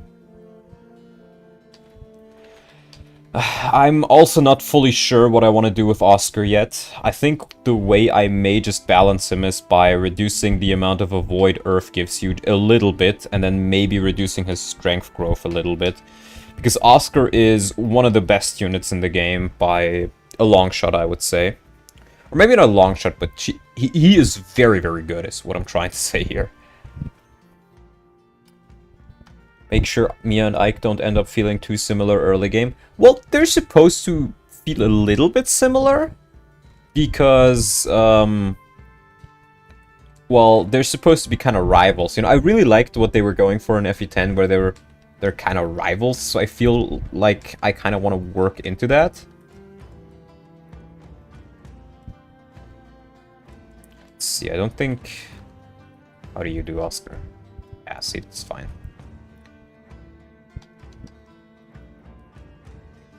So, yeah. So I do want her to feel more different. Like, she's gonna have less defense as time goes on, and less strength, but she's gonna be much faster. Now at this point my Ike got 2 speed levels, so he's actually just as fast. I think I will just increase her skill and speed basis by 1 point each. To make her feel a little bit more unique. Oscar's already easily strength screwed. You're better off lowering his bulk or speed. Paladins have 27 speed cap. I kind of like him being the tanky cavalier though. I feel like if I want to change anything about him, it would be his strength. Because the thing with Oscar is, even if he's strength screwed, it doesn't matter. He's just so dodgy that, like, there's... Oscar is one of the units in the game, I would say, which is the most safe from being RNG screwed. Wow, look at this guy. No longer a complete pushover. Just somewhat of a pushover. But honestly, I like the chapter feel of this so far, so I think I'm just gonna keep it like this. Get an Iron Axe, honestly fine. You know what, maybe I'll make that a Hand Axe, actually. Maybe I'll make that a Hand Axe, because then you actually have something to do with... Well, I was gonna say Boyd, but most people are probably just gonna put it on Titania.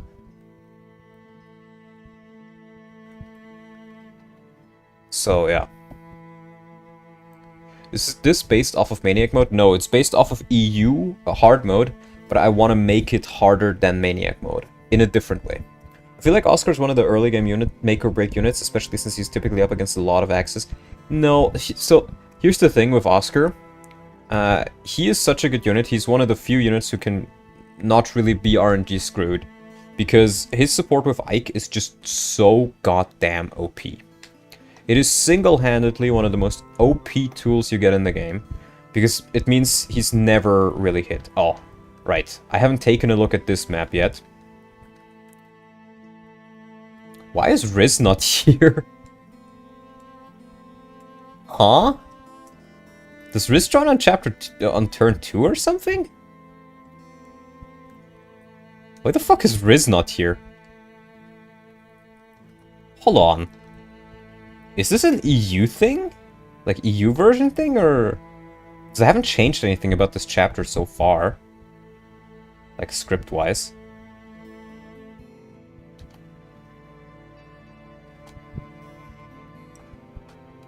Why is Mia down there? I guess it takes the slot that Riz should have had and changes it for Mia? Mia killed Riz. Damn. By the way, Riz is now called Kilroy. That's his Japanese name. He also is very weird in that the way Riz works is not that he just has bases. He technically starts at level 1 and then gets auto-leveled to level 4. Which is a weird way of doing it. Or like Killjoy.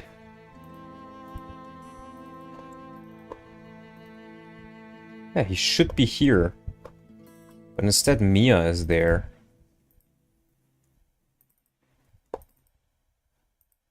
Kilroy. Yeah, I guess what I gotta do is... add spawn. For whatever reason, clicking add spawn here works perfectly fine in FE9, but it doesn't work for me in FE10. It gives me an error and then I have to tap out of it. Here's sorter.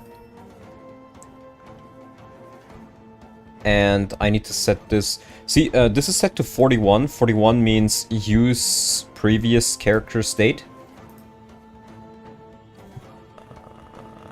Where is coordinates?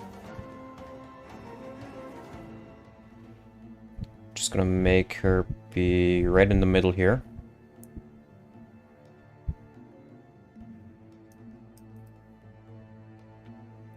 So she's gonna use her previous stats.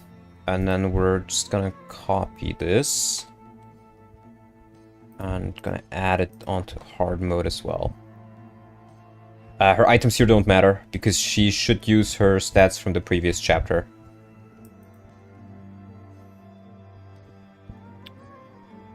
Okay, let's see if this fixes it. I really hope it does. I've added some characters before, so when I was working a little bit on Surprise Surprise Arcania mode, to test things out a little bit.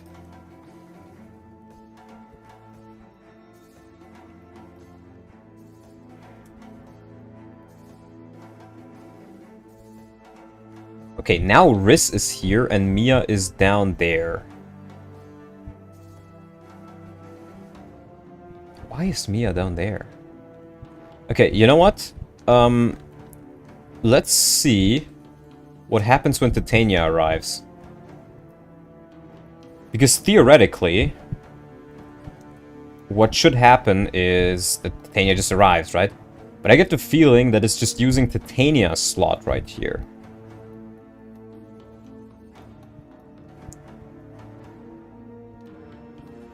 No, she just arrives, just fine. What the fuck is Mia down there?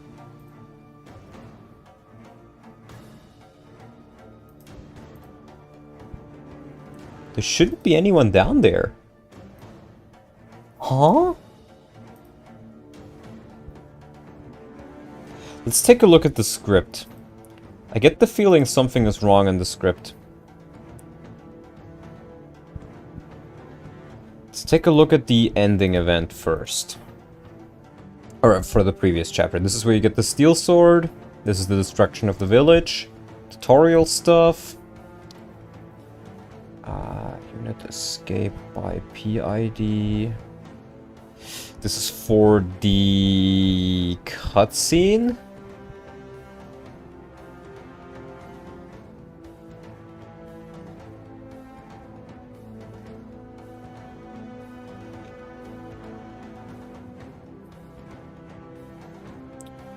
Unit set position. Just sets their position. Rotates them. That's where the bandits appear. And this seems relatively normal. Let's go to the actual chapter. What does this mean?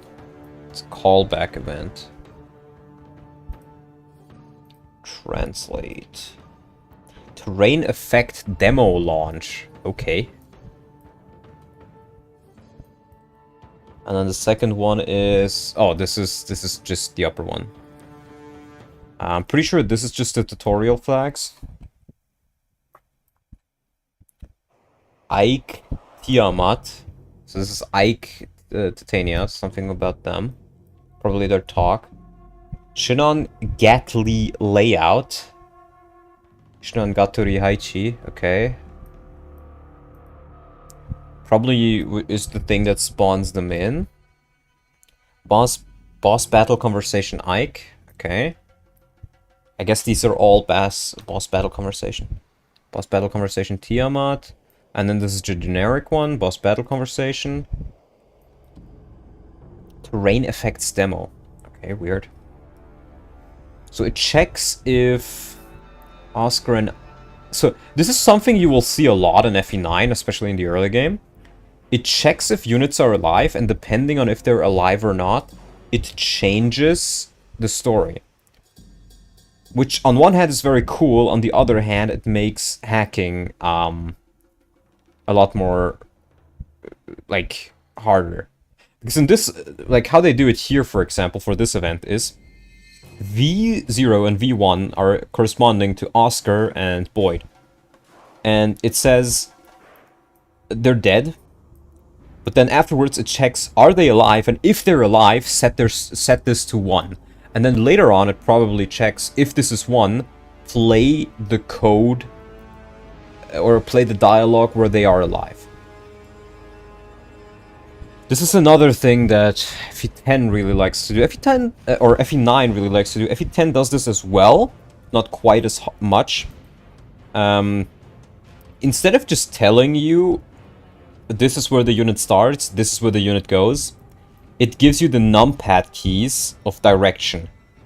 So, for example, it will move Kilroy, which is Riz, into 24, 21, 2. And then, so I think that's where he's green. 2 is green. And then, from that direction, it says, walk right for 1, 2, 3, 4, 5 tiles, walk right for 5 tiles, walk up for 1 tile, and then walk right for 1 tile, in that order. Which, I remember talking to Paterino about this, and I need to get this off my chest. He was like, what do these numbers mean? Like, I can't remember them. I was like, Paterino, they're just the numpad numbers. He's like, oh, I don't have a numpad.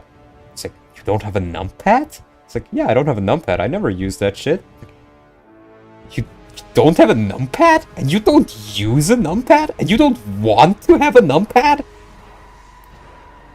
I was shocked. I was like, Paterino, what is wrong with you? And he's like, no, I just don't need it. I was like, there will come a day where you will need it. And he's like, nah, you're shitting me.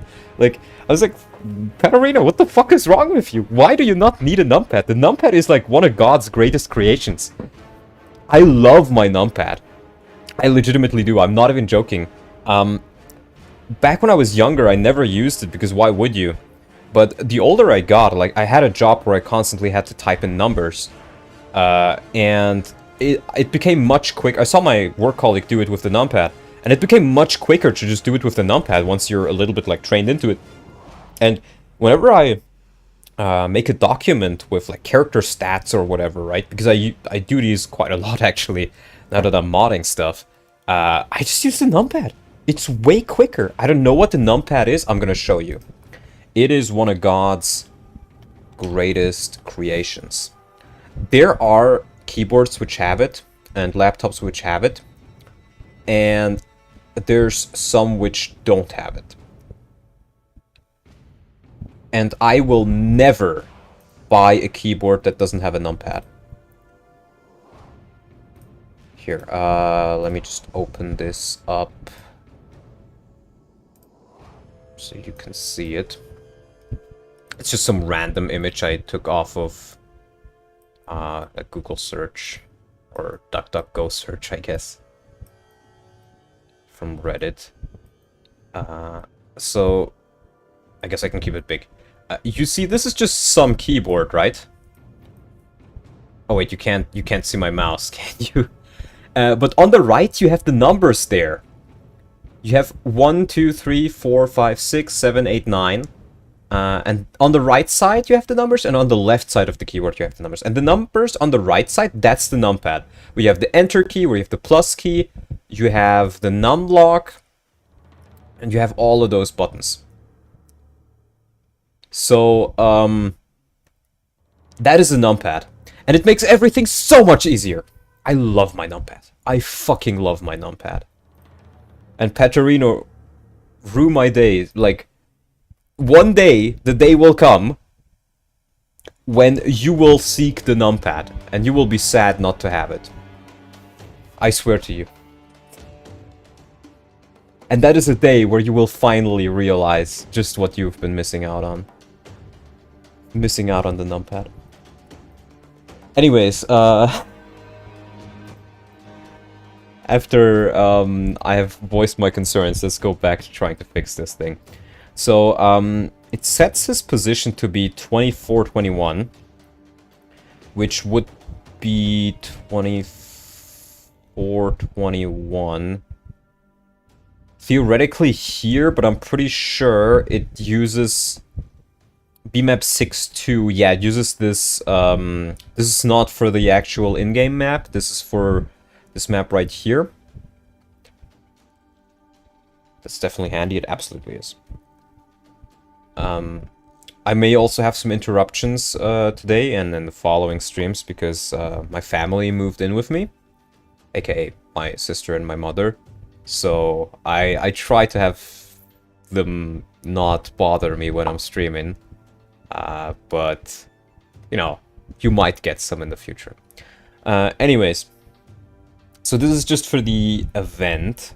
We need to take a look at when the next battle map is loaded in. And I could just search for this, but I want to go through it so I can understand it a little bit better. Here. Bmaps03. This is where it starts. So it loads Kilroy, which is Riss, into 33... 33, 32. So it loads them in right here.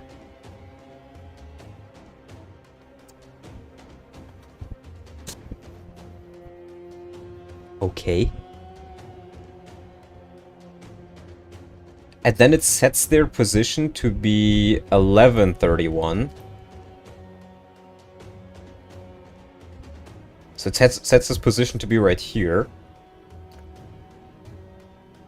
And 8 meaning looking upwards. And then it says 8, 8, 8, 6, 8, 8, 8, 8, 8. So he moves into this position. Seems pretty normal so far. Then there's the opening. I don't see anything special about it here. I don't see a reason why he wouldn't just join you.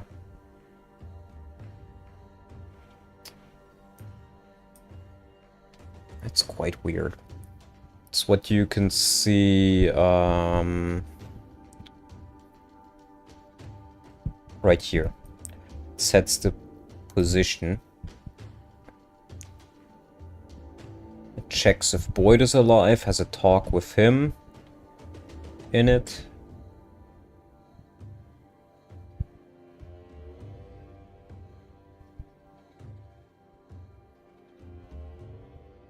See, and this is where it gets crazy. There are 4 different versions of this particular talk event with is Oscar and Boyd alive? Is Oscar alive but not Boyd?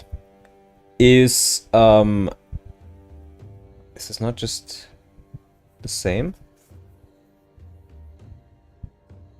So essentially, one of them is, are both alive? Is Oscar alive? Is Boyd alive? Or are both dead?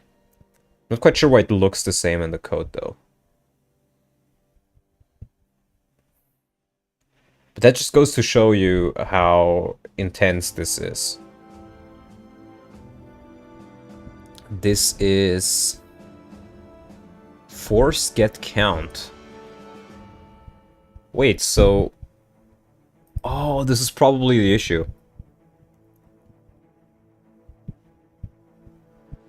Wow, that is a weird way to start the map.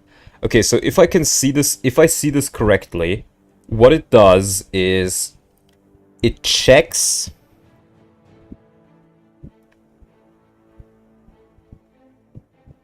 wait, force get count? It counts something. And if something is 0, it starts the map. What is DBG? Is this debug? DBG, which I assume is debug. I've been doing it since the beginning. So if you don't get, I've been doing it since the beginning. And I'm not quite sure what this is. This prints something in a debug console, I guess. Don't phone about the dynamite those. Have fun, my man. Alright, thank you for heading in, for checking out the stream, hero. Actual hero. Unlike another fake hero. Who's not our hero.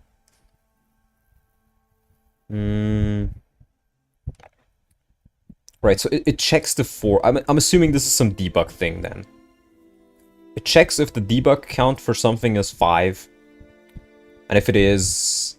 then... If it is 0, then it just plays the map. Maybe it's a debug event. So then it checks, is Titania alive? And if she is, transfer her to Force 7, which I assume is Ike's group.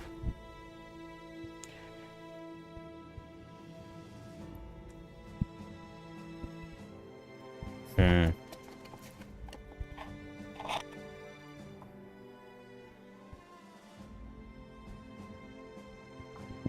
So this checks for the turn count.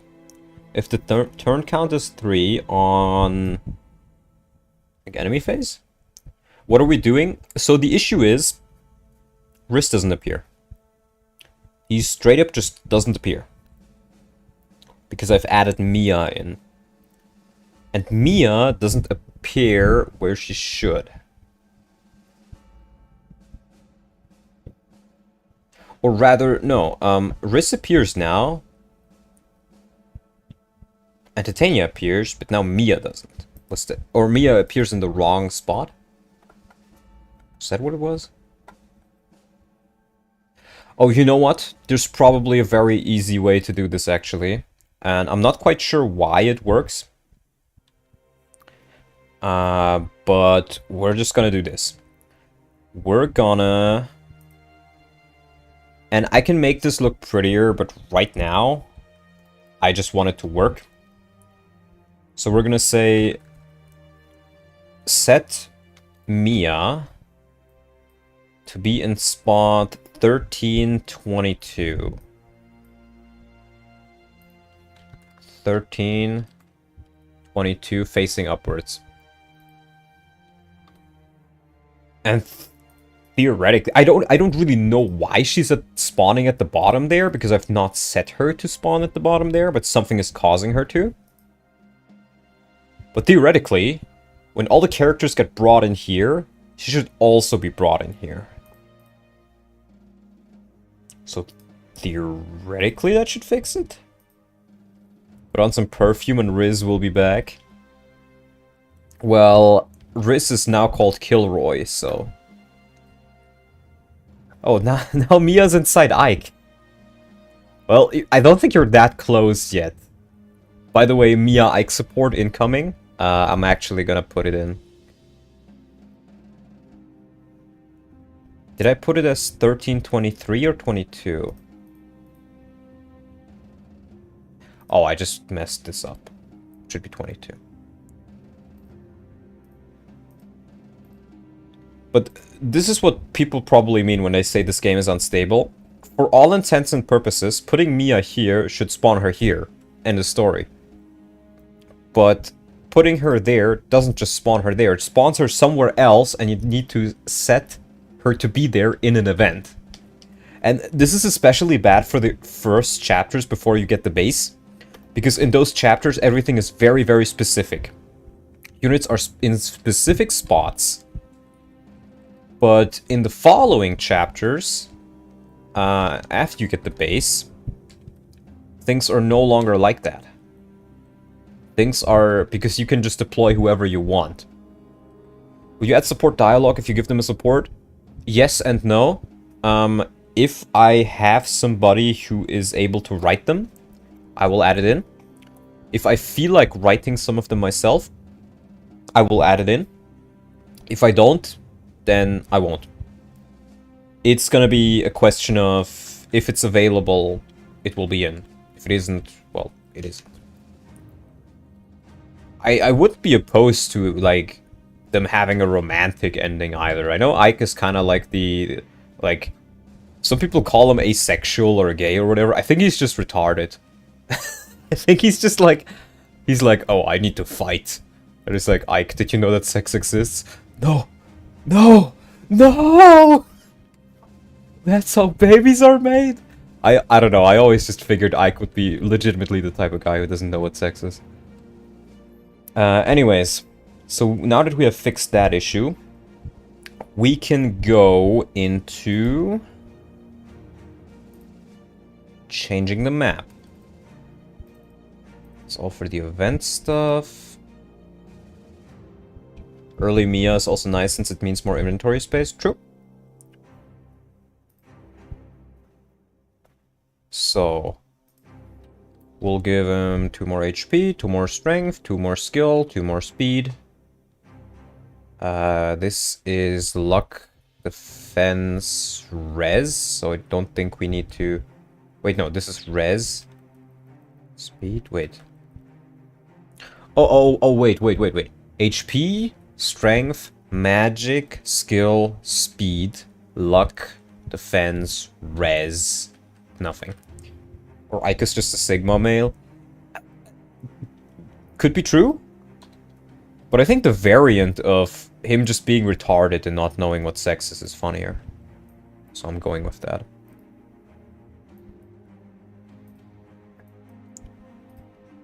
Now, for now, I will not change their the enemy levels too much, because I think the experience you get is fine.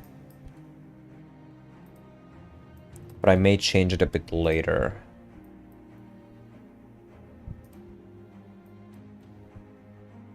Bandit Mo. And as you can see, the boss here, again, has lower stats than he actually does. Like, FC, that's... Like, these stats are all reduced, so I'm just gonna put them to 0, 2, the ones that are reduced.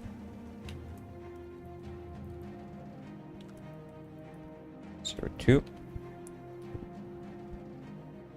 Ike being mentally retarded can be canon to this patch at least.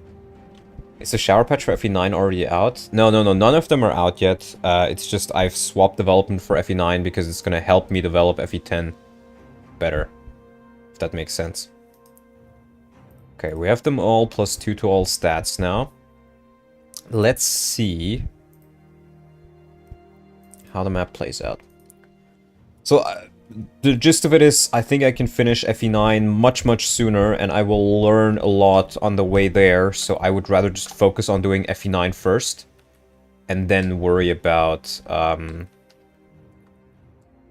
the other games. Now, I do think there's less enemies here than on Maniac mode, but I actually don't really mind that too much. It means you're not just huddled in a corner, which was always kind of like what you were busy with in the vanilla game. Or on Maniac mode, rather. Yeah, he has bad biorhythm now. And Oscar doesn't double. That's interesting. By increasing their speed, Oscar can't just double everything anymore.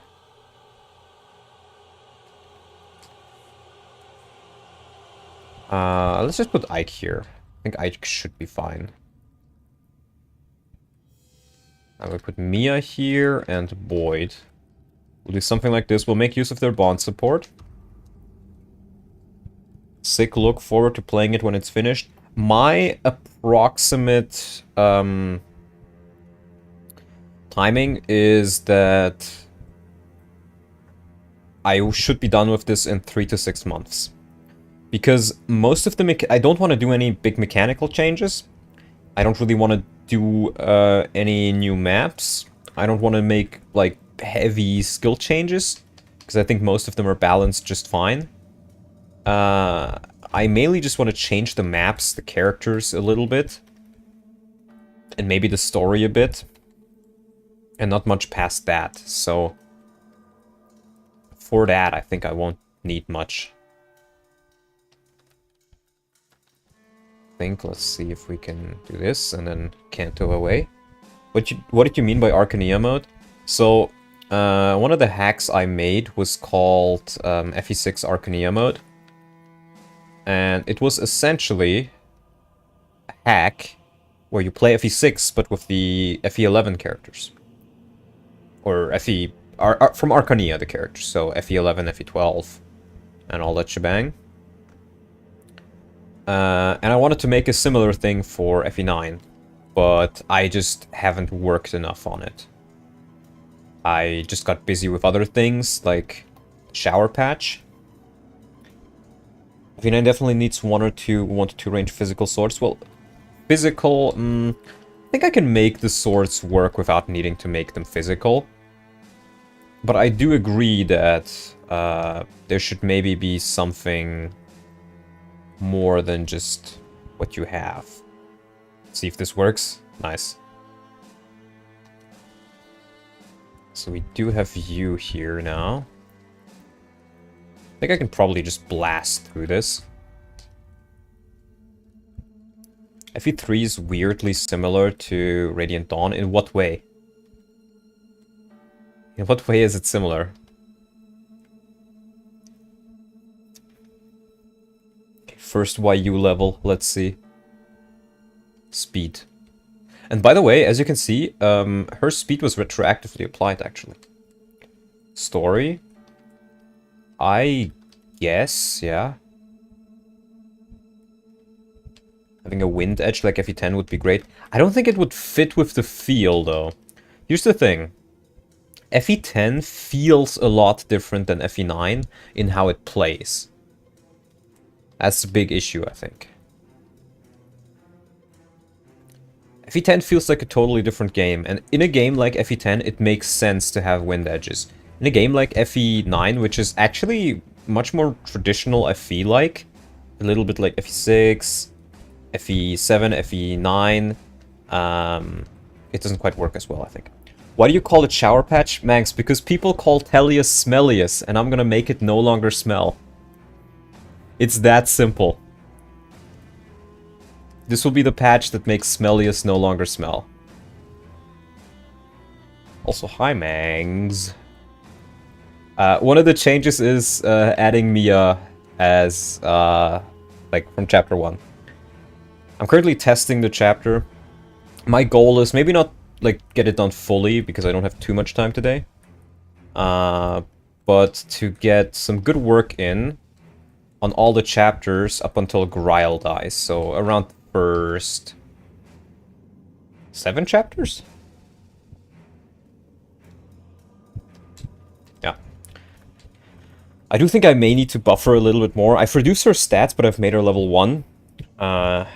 But I feel like, because she's kind of in a similar spot as Rebecca, right? But I don't want her to be as shit as Rebecca. So maybe I will just give her 11 speed? Make it 1 more even?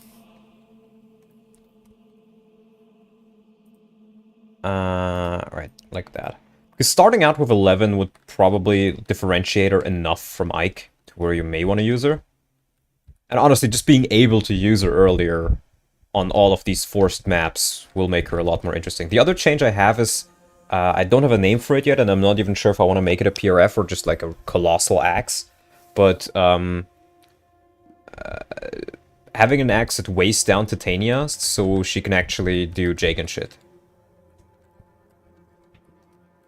This is based off of the EU version, but I want to make it, more like Maniac mode in difficulty, not necessarily in unit quantity. Battle Axe could be something like a Battle Axe. Let Manx pick the background music. Well, Manx, pick what you want. Oh my god, why does he have 16 speed? Holy shit. Yeah, this guy's... I guess this guy just has a really insane speed base, and it's normally reduced to hell with the bonus stats thingy. But now it isn't.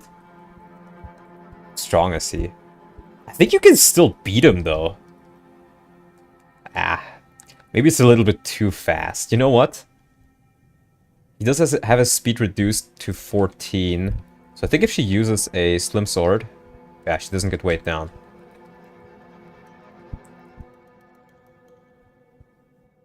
I think a good way to fix Path of Raidance is to increase might of weapons.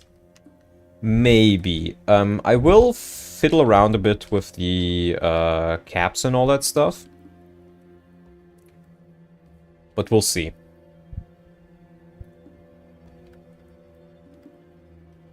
Now let's just do a slight retreat here. And have Ika now try to attack Titania. Actually, I want her to use the Iron Axe because she's gonna get doubled.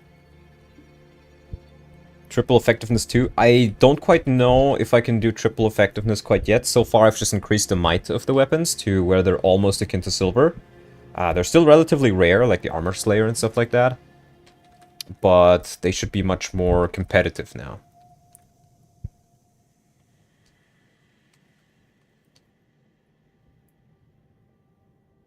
Okay, we got that going.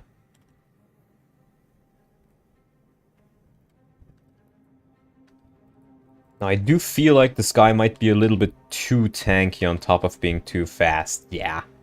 I Either I make this guy super tanky or super... I kind of like the idea of him not having much bulk, but being very, very fast. I think that's honestly kind of funny. So, you know what? Let's change that. Let's just go with it. Yeah, so this is HP, strength, magic, skill, speed. I guess he has 14 normally. Let's keep 14. But let's reduce his defense to... He has 6, now he has 4. Let's do 3, so we'll change this to FF. Let's change it to FE, so it's... Let's just change it to 0. Let's be funny here. So it would be... FE is... -2, so it would be 2. This is 1 defense, this is 0 defense. So we'll give him 0 defense. And only 14 speed. And with that, I think he should be a more interesting boss, because nobody can really double him. Give every enemy a vulnerary? No, sire. One thing that's also interesting is his speedwing is droppable. But the way it works in Radiant Dawn is, if an item is droppable, it has /D on it. But that's not the case here, so I'm really questioning why it's droppable. Maybe it has something to do with these ones, with his item slots here. Because this is his unit status. I don't know what this is, but it's also part of his unit status, probably. And then I could see you have 4 weapon slots and 4 item slots. So it could be that it just says, these are the statuses of his item slot. And 0, 1 would then be if it's droppable or not. I know you've probably said this a bunch, Donald, but since I just joined, could you give me a quick TLDR on this patch? So, I've been mainly working on FE10 Shower patch. My main goal are several things. Make the gameplay more fun, fix the fundamental problems, and with a design philosophy of more units, more availability, equals more fun. I will change the story a bit, but I will not add any OCs. That's a hard rule I have. No OCs. So I will only use characters. Like, you will, for example, be able to recruit some bosses. Like, let's say some bosses from FE9. You can recruit with Micaiah on FE10. Stuff like that.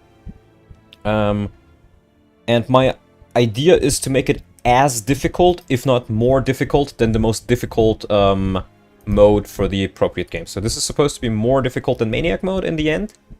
And so is FE10 supposed to be more hard than, well, FE10. Oh, Drachenlord? No, I will not add Drachenlord. I will not. I have a hard rule, no OCs. And I think it's good to keep it that way.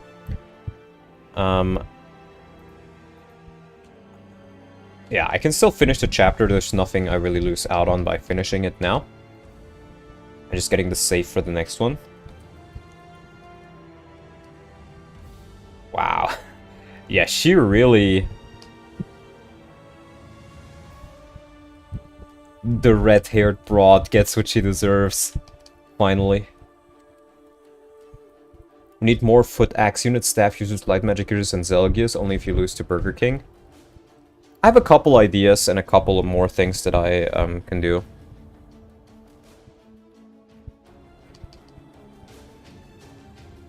You know, sure, Titania, you can have your revenge.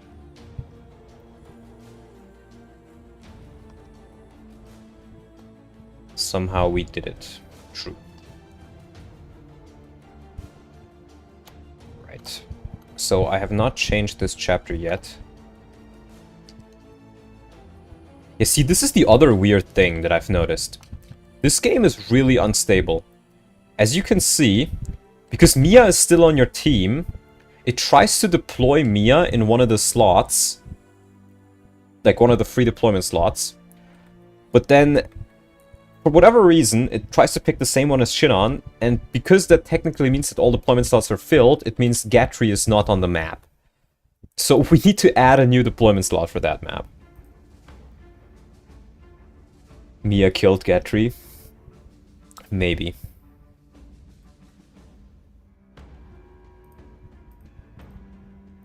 Oh, this is so weird, like... Okay, no, they just changed the positions. Okay. Third Path of Raidance is Spaghetti Code Deluxe. It kind of is, yes. To put you into perspective, how it works in FE10 is when you start a map, you have the hard folder. And everything, or in the Maniac folder, depending on difficulty. And everything in that folder is what happens when the battle starts. Very easy to comprehend. In this one, it's, you have the common folder for cutscenes, and some things happen in the cutscene folder, and some things happen in the hard folder, or in the difficulty folder. And sometimes you need to change both for the effect to be there. And sometimes, instead of just saying, okay, this unit starts here and moves there, it says this unit starts here and it moves... It has... I can show this to you in the script. It has this move unit direction by PID. So it says 88886 which is corresponding to your numpad keys, which means go up 4 times, go right 1 time, and then go up 3 times. Instead of telling you the direction. Which... And the issue is, if you move into the same tile, then the units just fucking glitch out. You can definitely tell that Radiant Dawn is much more stable. That being said, we need to add a new deployment slot here. Hard kata. So as you can see, it does a weird thing here, where it technically spawns in Oscar and Boyd, but it removes them from your force. Now, what I want to do for this chapter is rather simple. You rescue Mist and Rolf in the previous chapter, so why not make them playable right here? You'll have a little bit more fun with the units.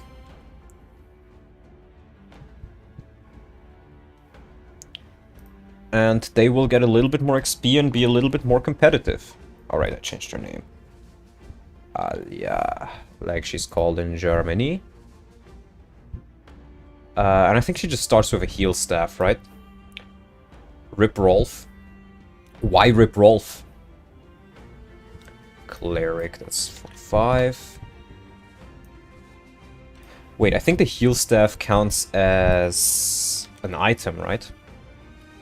Keeping him alive this chapter will be a pain. Why? You'll have plenty of ways to keep him alive, I think. Due to all the archers, I think you'll be fine. Now, I do need to take a look at how it's done in the previous chapter with Riz. Okay, it is counted as a weapon, interestingly enough. I see.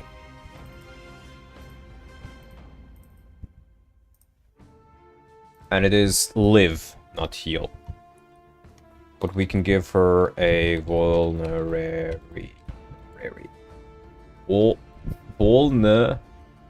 Rare... Oh my god, I can't type today. Vulnerary. There we go. Right. We'll make her level 1. And... now... how it is in FE10 is some skills are assigned in the character window and some are assigned in the dispo here. And SID Prey is just Miracle, so to make sure she definitely gets it, I'll put it in here. She joins you early and she will join in position... Make her join in the back here. 48, which means new unit. And then this one will make Lofa. Lofa these nuts. This is Japanese name. That's another thing I'm trying to do, Mangs, is more variety. Just if I can have more variety in the game, I try to do it. Which means that I use all the Japanese names for the most part. And some non-Japanese, non-English names, just to change it up a little bit. Because everybody's played these games a million times.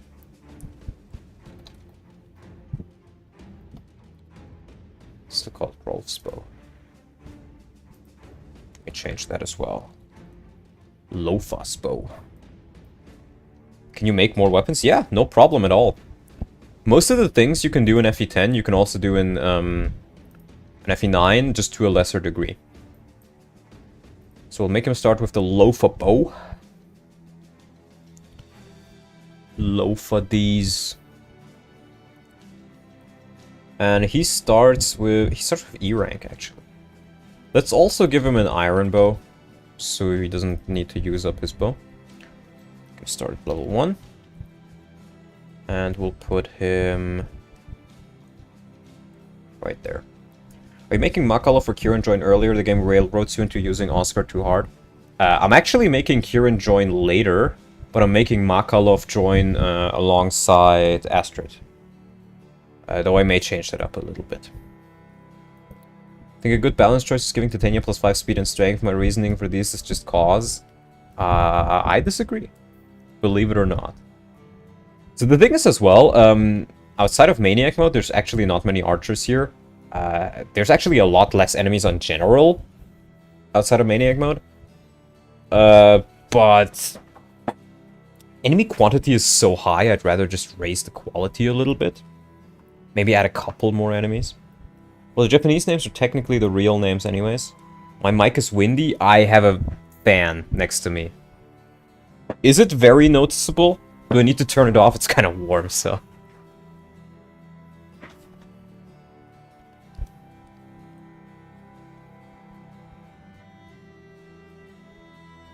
Yeah, it does feel... I think I can see it in the OBS thing. I'll turn it off, thank you.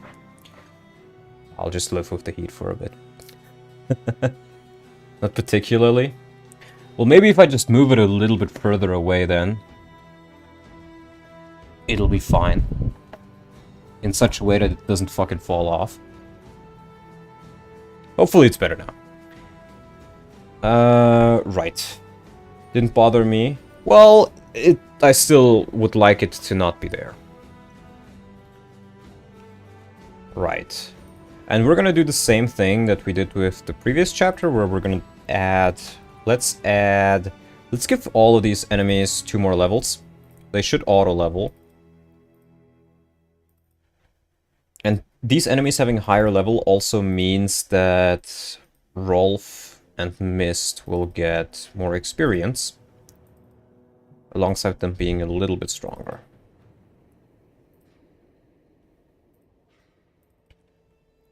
I want to see how strong they are.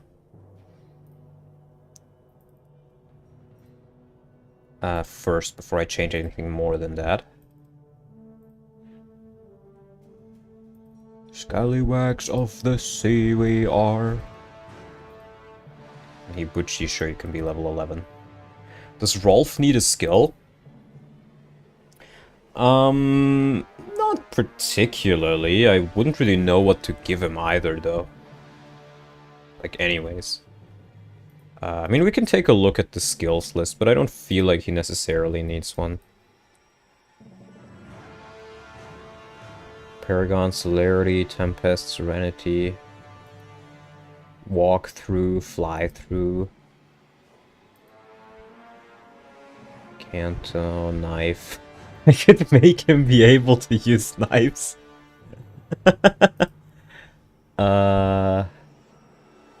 Vantage, Wrath. I wouldn't really know what to give him.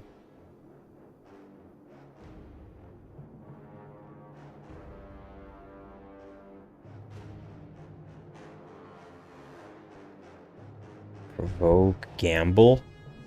Gamble could actually be very fun. But I don't think it would really fit him. Because Rolf, for those who are unaware, Rolf can be an absolute crit machine because he gets 10 bond support from Oscar and Boyd each, and then 5 more from Shinon. And then the Rolf bow has like, I think, 5 or like 10 more crit. So you can easily get him up to like 30 or like 35 crit. If you give him a crit bow, it's like 50 crit at base. If his bond support partners are in range. So in that regard, he's pretty strong.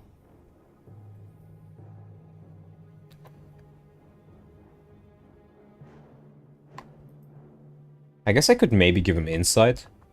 I don't really like it being a unique skill to Yanaf and Olki. I never really liked that much.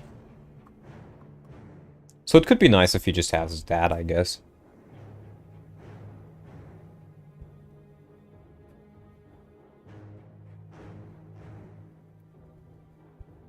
I mean, it wouldn't do all that much for him, but he is talking about, like, hit being his thing, so...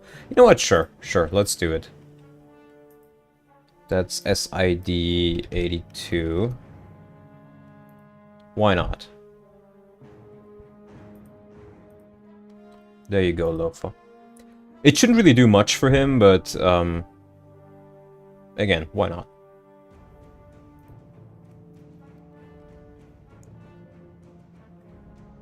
And then, looking at his growths right here, he's actually seemed rather low compared to some other characters. Or, like, rather mid. He's all about that hit. Let's give him all that hit. Let's put him on 70 skill. It shouldn't do all that much to him. But just to have him have more. Never thought about this before, but if you support up Oscar, Boyd, and Rolf together, they should be pretty strong with their bond supports. Well, here's why you never thought of this before, Manx. They don't have a support. They only have a bond support. The way FE9 handles things is, if you have a bond support, you probably do not have a regular support. But just using the bond supports alone is pretty strong. Oh, yes. Oh, indeed. Okay, but then we have these two. Ike can't support Mist. Yup, exactly. I'm still gonna increase their bases by 2, I think. Or, you know what, let's just see how they look like stat-wise for now. Oh, and we obviously also need to add, not Mist, YU in here. Let's use Tiamat for this. Lucia can't support Joffrey. Yeah, all that shebang. So you're just going to do YU. And since this retains the data from YU that is already in the game, thanks to 41, we don't even need to change anything else here. This is just pretty much just placeholder stuff. And we're going to place her, I guess, maybe in front here. Well, I guess she should still probably be a sorter, just for clarity. Will Marsha be safe in this chapter? A good question. See, this is the weird part that I was talking about earlier. Marsha is not even on the map, in theory. For the combat map. She is on the map for the cutscene stuff.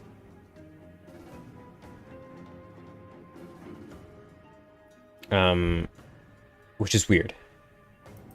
It's weird that you have to talk to her. I'm not quite sure what I want to do with Marsha. We're just gonna give it a go for now and see how it plays. With those stat changes. See if it even works or if I need to change anything else.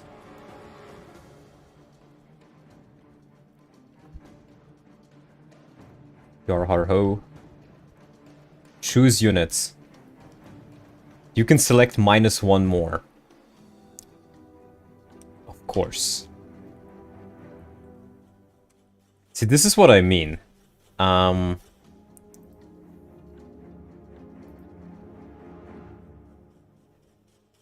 Why does... Oh, I think I know what it is. So this is the weird part that I was talking about.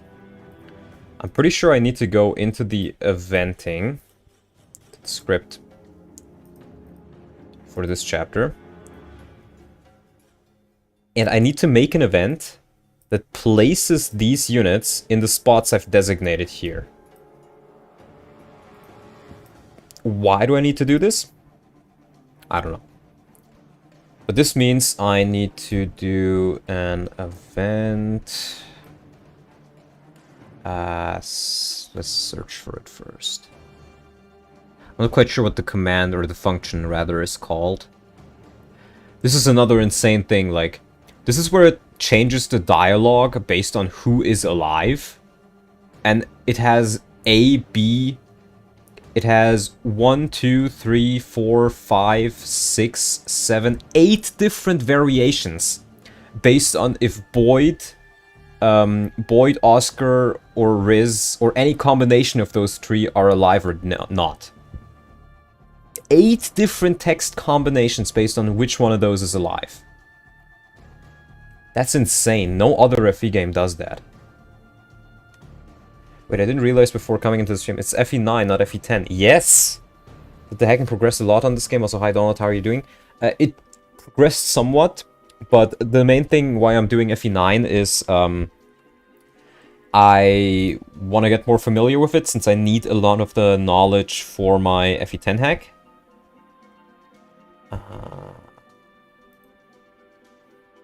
And yeah, we're just gonna do a dirty one and just set the unit position here. I need some knowledge that I can get from FE9 first for my FE10 hack. And FE9 needs much less stuff done. So I'm very confident that I can finish this within 3 to 6 months of constant work. Maybe even less, depending on how much I work with it. So, we'll see about that. But I mainly need some map stuff from FE9. So I'll work on that. So we need to check. This is Mist. Mist spawns in 1623. So we set Mist to 1623. Then we have Lofa in 1522. So we set him in 1522. And then lastly Mia, who is at 2020. So just to show it off here as well, I just looked up what position the characters were in by hovering over it with my mouse, and then checking the data at the bottom here. And then I set their position by saying you're at X coordinate 20, Y coordinate 20, and then facing, you look at your numpad, so 8, facing upwards. So theoretically, and this worked for the previous chapter, so I'm not quite sure why it wouldn't for this one. And I think this is how I did this when I fiddled around a bit with the game before. Theoretically, this should add a deployment slot as well. It's just adding them to the map. It's enough in FE10. It's not enough in FE9. No? Why does that not work?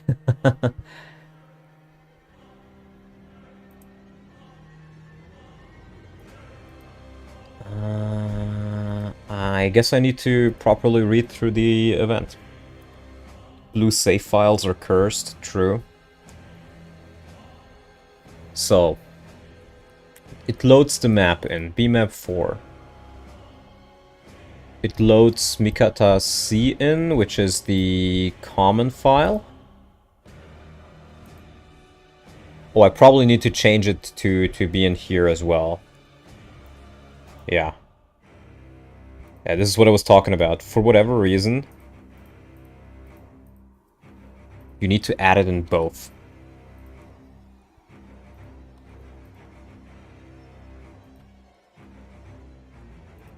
Okay, so now I've added it to the cutscene folder as well. And we'll see if this works now.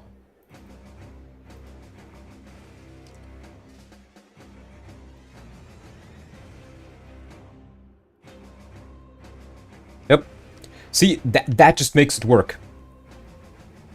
Oh, why is there a deployment slot all the way up there? I can't even go to it because it's not in the playable margin. Oh, that's where Mia is, I think. Mia?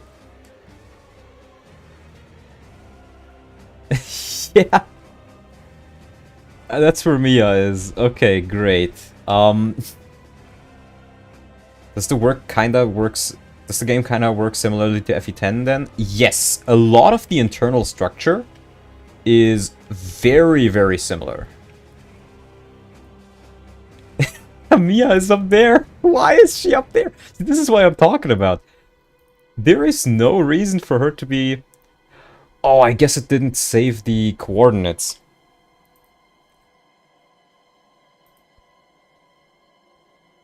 It didn't copy the coordinates for any of them, actually. I did change them, right? Yeah. 1623 for Mist.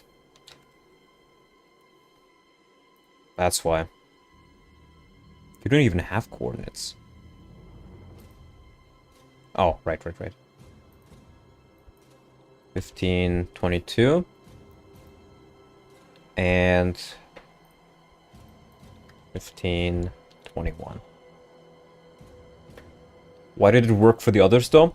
Because Mia is a unit with the flag or character state 41, which means she is taken from memory. Because she is already in your army at this point. She's not a new character. While Mist and Rolf are new characters designated by character state 48 in hex code, which means they are new units. Something with that. Something that has to do with that. That's as much as I can tell you. Okay, so we've saved again, and theoretically... it should work now. Why, you was just taking a swim? So true. And it still doesn't work. Now she's in the house. Why is she in the house now? Huh?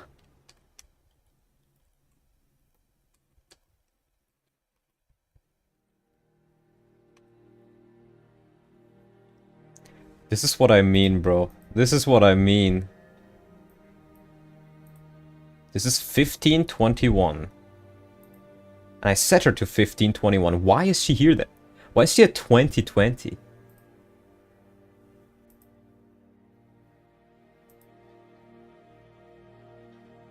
Wait. Oh, I messed it up in the coding. I set something to 2020 here. Yeah, that's what I just messed it up in the script. I'm just stupid.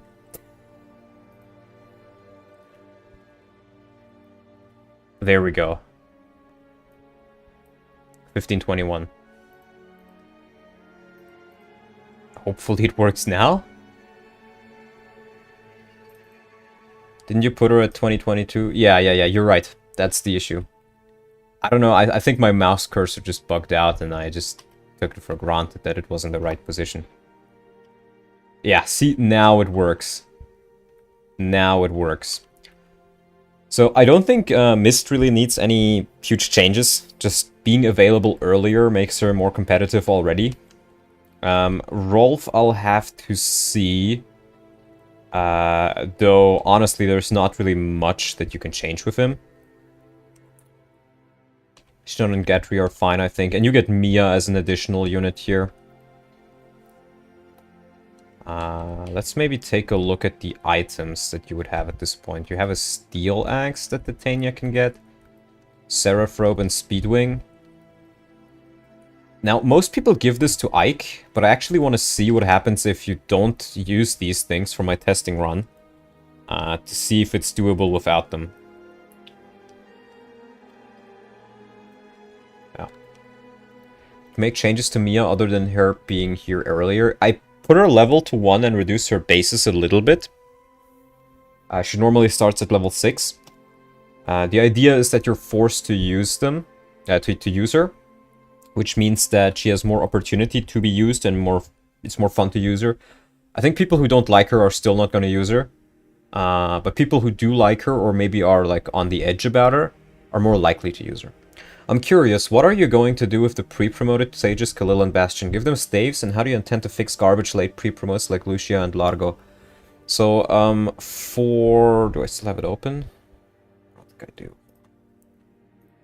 I can show you the character roster I have. This is not finished yet. There's still going to be a lot of changes here. And this is not fully accurate yet. But Largo will join you alongside Khalil. So he will have more availability, which I think will make him much more competitive already. I will just give the Sages staves. Because I think, like, the way I'm going to handle Mages and Sages is Mages are only going to get the magic type that they're actually in. So Fire Mages and Fire Sages will only be able to use Fire Magic, but when they promote to Sage, they will also be able to use staves and knives. I might be interested in trying to Iron Man this. Largo joining alongside Khalil is great. Will you give them a support? Yes. Dudvek? Yes, Dudvek. Yes, Dudvek is here. I wanted to give some of the characters from FE10 a little bit more characterization. And I will change the story a little bit. And some of it will also be build up for FE10, for the shower patch there. Khalil is fire or thunder? Khalil is a fire sage, I'm pretty sure.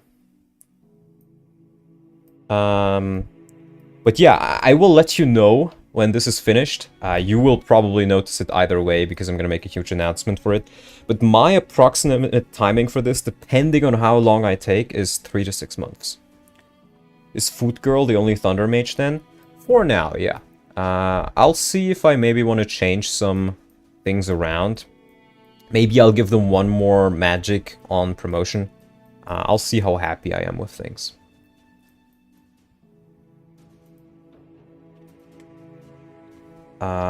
Right, but the rest of this map looks fine for now, so we're just gonna attempt to give it a go.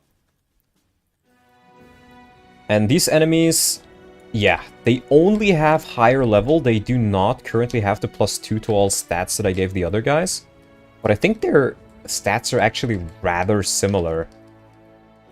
How much damage did you do? See, that's actually not bad. Yeah. I think I may still just want to increase their offensive stats by 2, maybe. I'm seeing a lot of funny units in there. Do you think transfer bonuses would work with added units? Yes, actually. Well, it depends. I'll have to take a look at how they're handled. But I have a rough idea of where that is already. Because there's a file called FE8 units, which FE9 is internally referred to as FE8. Because it started development earlier. It should theoretically be possible, because this is an EU version, and FE10 is also an EU version. So theoretically it should be possible, but not every character from FE9 will be in FE10, I think. There's a couple of them which will not be there, which I guess is the same for the base game as well. Oh, right. Shinon, Shinon, Shinon. You do have your crit in the EU version. Oh boy.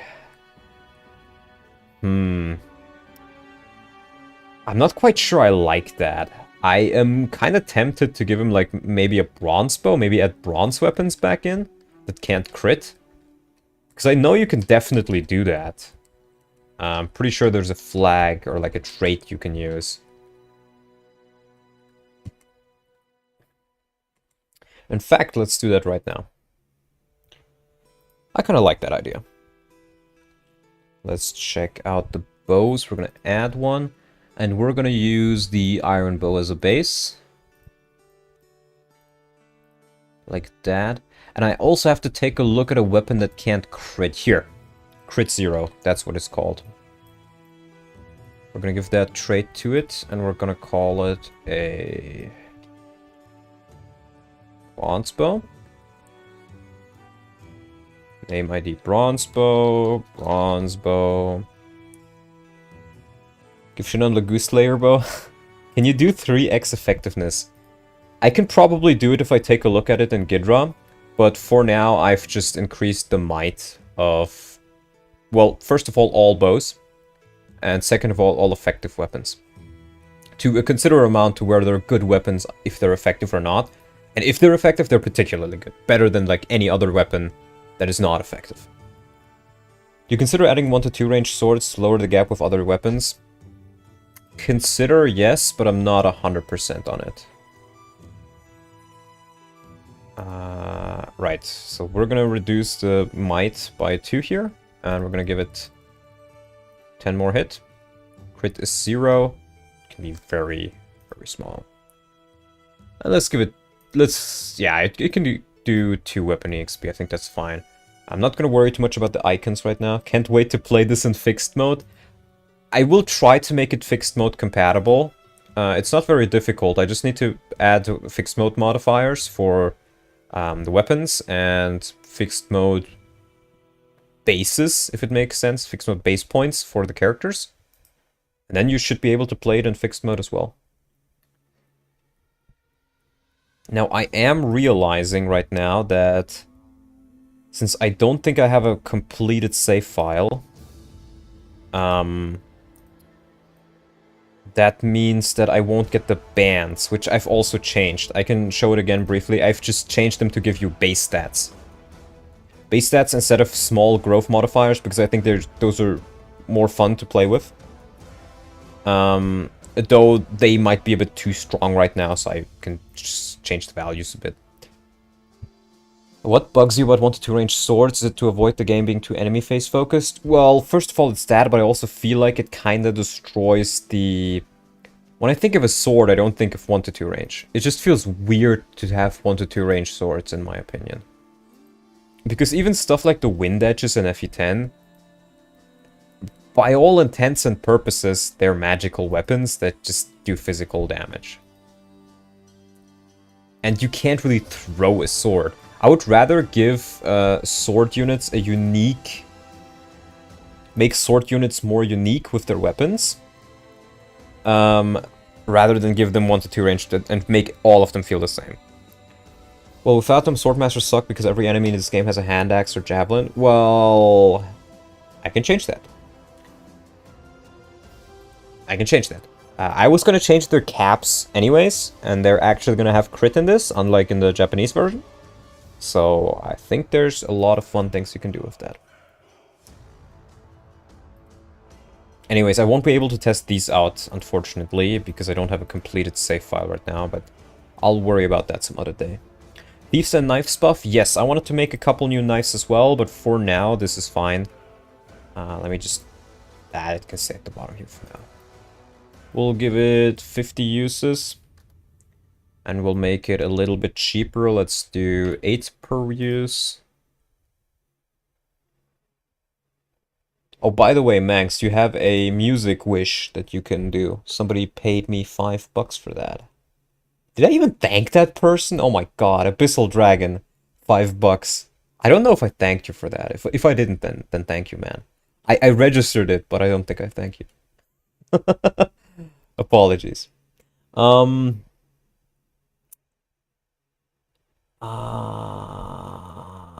Let's do... Let's just continue my playlist for now until we get something else.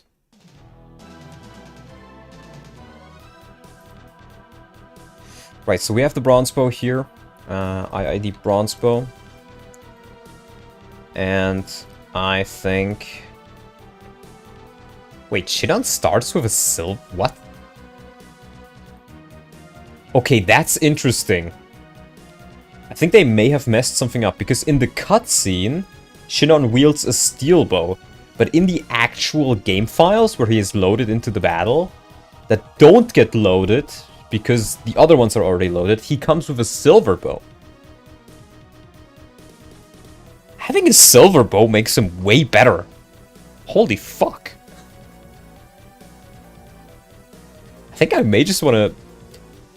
Do I want him to start with a silver bow? Maybe I'll add a little mini-boss that can give you a droppable silver bow. I think that would sound pretty cool. Because I think his silver bow at this point might be a bit too strong even. But I'll keep that in mind. That is a cool idea, I think.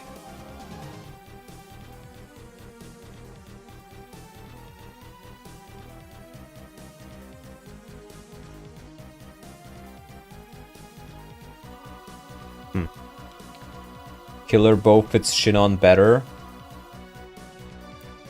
I guess, yeah.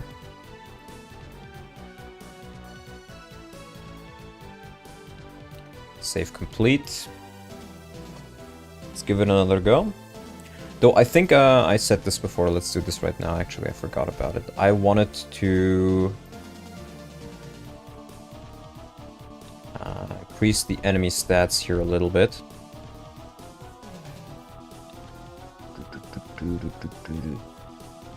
HP, strength, magic, skill, speed.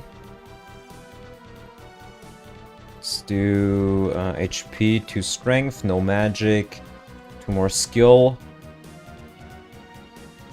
2 more speed, I guess.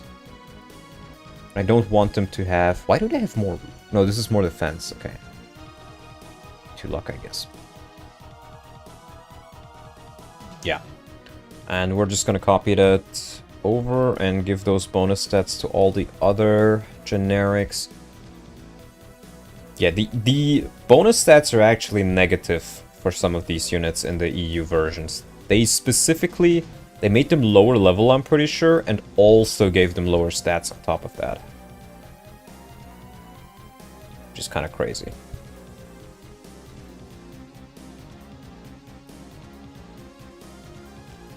Scallywags of the sea we are.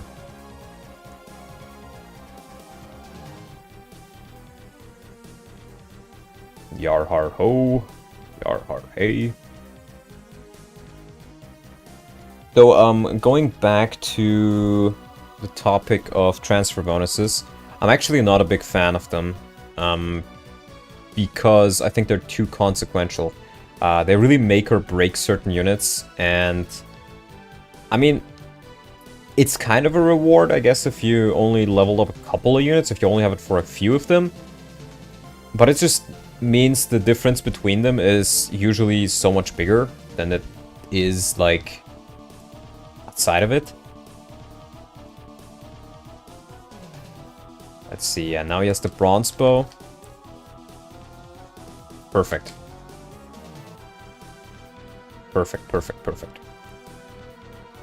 Yeah, and with these guys actually being bulkier and higher level, Titania doesn't one-round them. That's great. Let's try training Rolf up a bit. He gets good experience here. A little bit less than I thought he would, but I guess that guy was level 4, maybe? They might have a little bit too much speed now. Yeah, I need to reduce at least the bandit's speed. I think the fighters aren't that big of an issue, because I'm pretty sure they also get weight down. I guess they get 2. But having 2 more strength and speed is not good. Transfers make the EP characters in Radiant Dawn even more OP. The ones who needed them the most are the Dawn Brigade. Yeah, pretty much. That's why I don't really like him. Alright. HP, strength, magic, skill, speed. Let's reduce the speed of these guys. Or I guess the speed on these guys is fine. It's just... It's just a little bit too much on the brigands. HP, strength, magic, skill, speed. Yeah, that's correct. So I'll just change it on the bandits. Too much effective speed at once at this point. Ike is supposed to be able to double these guys somewhat reliably. Skill, speed. Did I change the correct... Ah, yeah, I did. I guess I can just copy this now for all the other brigands.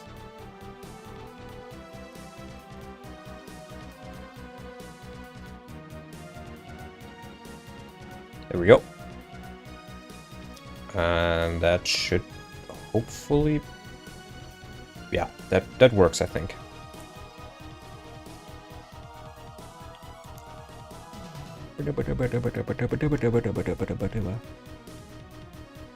Transfers are cool in theory. Yeah, exactly. That's pretty much how it is. They're really, really cool in theory. And I like the idea of rewarding the players who played through the previous games. So I kind of want to do it. But if I'm able to, I kind of want to nerf them a little bit. Yeah. Transfers between FE7 and FE6, that would be even less balanced. The issue is simply, pretty much regardless how you do it, I don't think you can really do transfers particularly well in Fire Emblem. That is the huge issue I have. There's not many ways to make them work. And hey, take a look, Mia being actually useful to you. Now, I still don't like how little experience she gets, but, well, transfers only work if you have Gen 1 and Gen 2. Yeah, that's definitely one way you can do it. Do we have any injured? Oh, I guess Mia. Only way it really works is FE4 Chapter 6 transfer bonuses. I'm not quite sure how those work, so I can't really comment on that. I haven't really played FE4. I think the stack of coins for the fortress is kind of busted compared to playing Radiant Dawn without them. That's also true. That's also very true.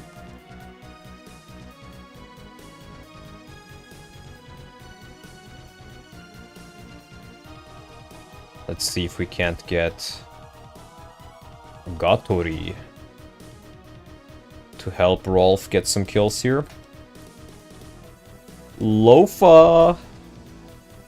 See, Rolf is actually pretty usable at this point of the game. Actually kind of crazy. Ah, you're just short of damaging. Or killing, rather.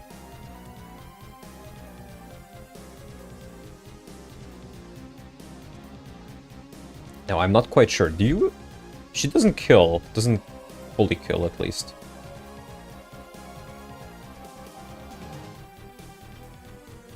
Transfer bonuses should be playable Anna, to be honest.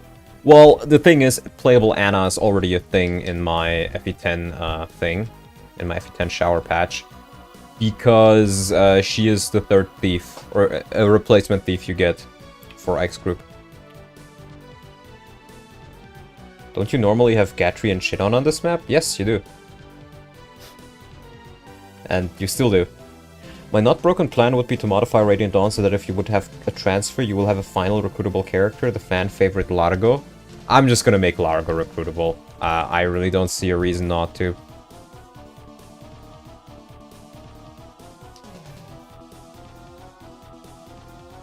I really don't see a reason not to. More characters equals more fun. Are you able to add an S rank bonus for weapons like +5 hit and crit? I am not sure, actually. I'd need to test that out. Generally, you're able to do a lot, though. It really depends. Are you able to, like, call an event for like... Are you able to call, like, hey, does this exist? Based on weapon rank. Because I don't think it's a thing in regular Path of Raidance. But I might be wrong.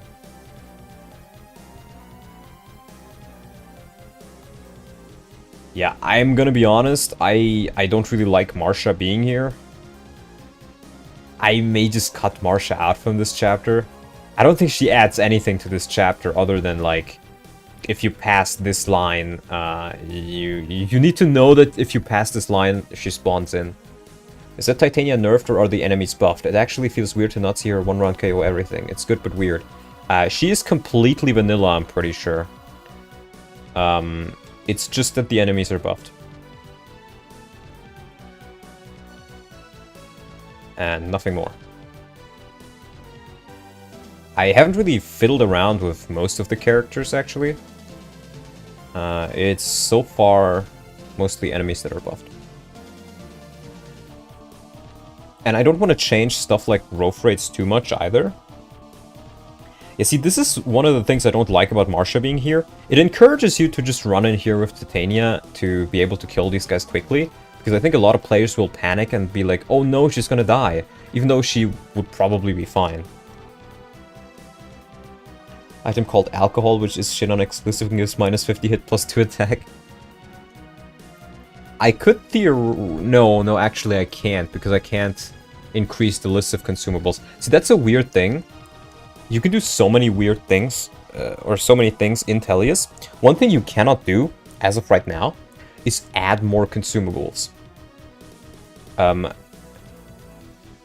Like, I could make an accessory called Alcohol. The Alcohol Band, which reduces your skill but increases your attack, for example. But what I cannot do is make it an item that is usable. Fucking alcohol patch. Alcohol in the shower patch.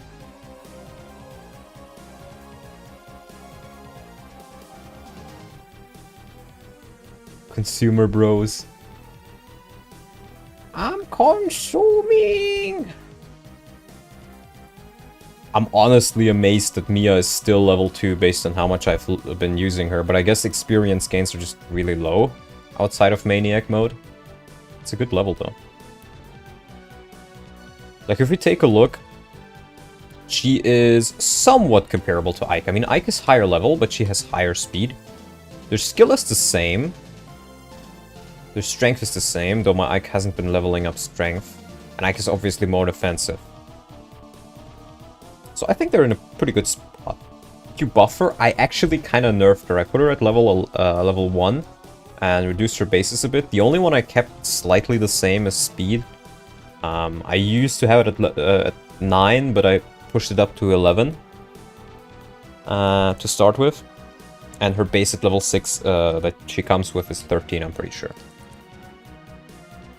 So if you actually use her, she has the opportunity to become better than she normally is in vanilla by the time she reaches level 6. Did you buff her strength? No. I did not. I did in fact not. I did not hit her. Oh, hi, Mark. Let's see if we can low for these nuts, this guy. Needs more luck, 10 luck Mia. Well, her luck growth is pretty good, so she can definitely reach luck thresholds. And as you can see, Titania is no longer unkillable. She is actually reaching relatively low HP here.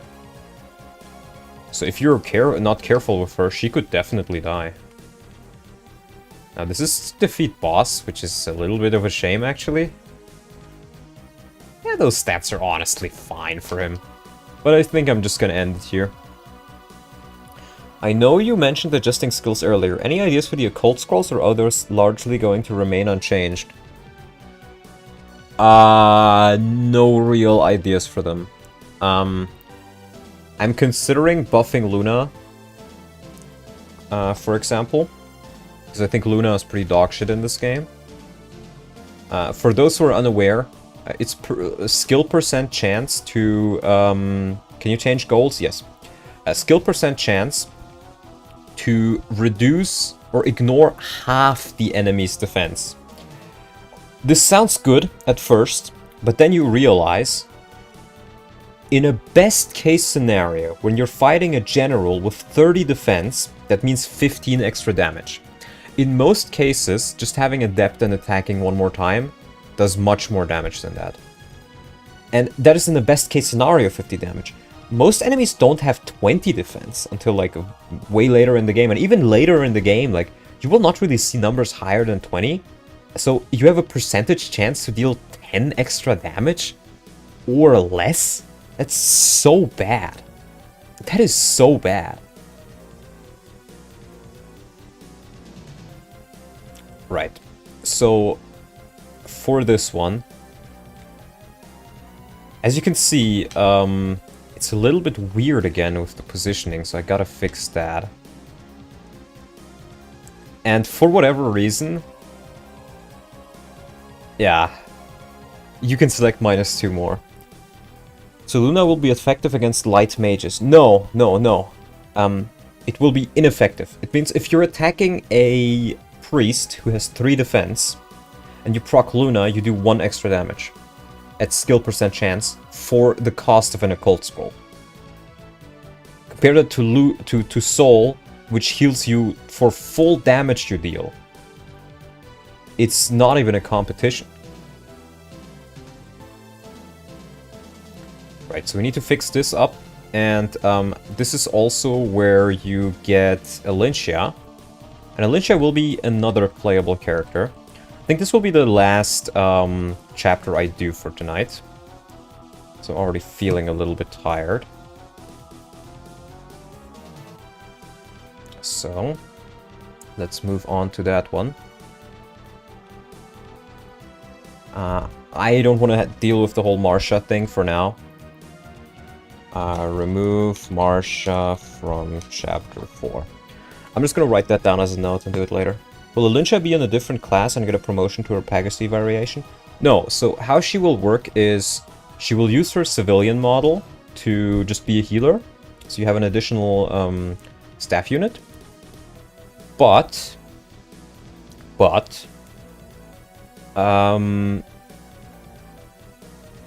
if she promotes, she just becomes a regular tier 2 class.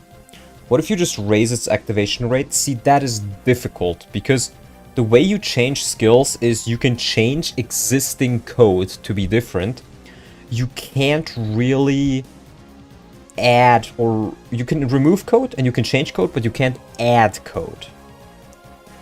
And it's gonna be a bitch to even just change it in general. To change the activation rate. It takes hours. Most proc skills in these games like Luna or Vengeance function like it's just lethality light. They just seem very uninteresting. Well, in this game, the issue is Luna is... Most of the time, Luna is completely underwhelming.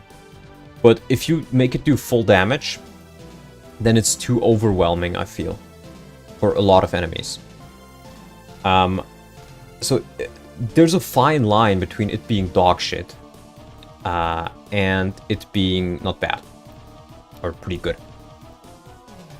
And reaching that fine line is very difficult. In FE10, it's much easier because FE10 is just, you do quadruple times 1,000 damage and insta-kill everything. And there's also another effect that you may see if the enemy is strong enough to survive. 50% too weak, 100% too strong, I just give Luna ×2 proc rate. That could work. You could even... Or, well, I'm not quite sure if you could do that. What you could do is you could make it work off of defense instead of skill, for example. Burger King has Luna too, so it can't be an insta-kill or you'll lose Iron Man runs to him. Yeah, but I can just change that. I mean, I think he even... I don't even think he has Luna, I think he has Eclipse. Let me see. Burger King. Oh, he does have Luna, you're right. He also has that Ahimsa skill. I'm really not sure what that does. Really, really not sure. Yeah, Eclipse only in Radiant Dawn. I see. I see.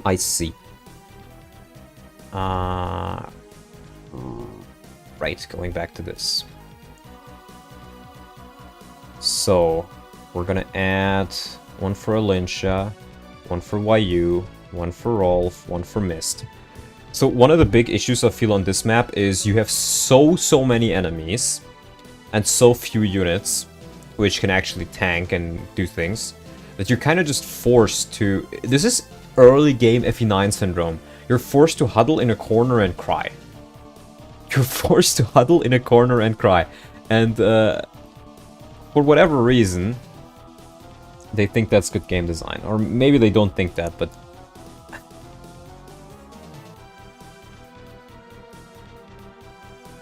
Why are their IDs different here? Oh, because this is what they're called. I see. So this doesn't even really matter then. Forced to send Titania at every problem you face? Pretty much. You know what, let's just delete these. I don't think I even need to add them to this difficulty. I think it's enough if I just add them to the common folder. So we're gonna copy Kilroy. And then we're gonna copy Scenario, which is Soren. And we're gonna do YU. We're gonna do Sorter.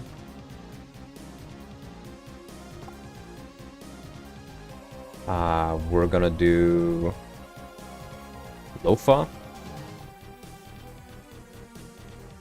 We're gonna do Mist. And then we're gonna do... I want to make sure I don't... Yeah, Erinchia. Erinchia. Erinchia. I love how her PID is not just her name, it's Erinchia Queen. Because she's a queen. The Ahimsa skill might be the effect that makes Burger King immune to anything but Ragnell. Oh, probably. Since they're loaded from your army, you just need to give their ID and make sure their class is right. Is that it? So, yes and no. From what my understanding, what I'm still learning myself, is you need to adjust their position here. You need to adjust their position in the script. And you may also need to add them to the difficulty slider. I'm realizing that you may not, so I want to test that out, but you don't even need to set their class. I just do that so they appear on the map as like a different icon, which makes it easier to like visualize where they are. But theoretically, as long as they are loaded from memory, whatever items, skills, or class they have is irrelevant. Because they just load what is there from memory. So we actually need to make a new class for Alincia, I'm pretty sure. I don't think I have made one yet. Yeah, it's just Cleric. And I think... No, I've made one here. Princess. I've already made one.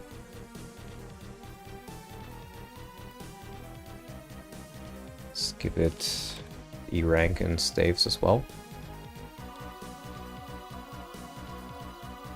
So this is based off the Cleric class. I don't think I actually...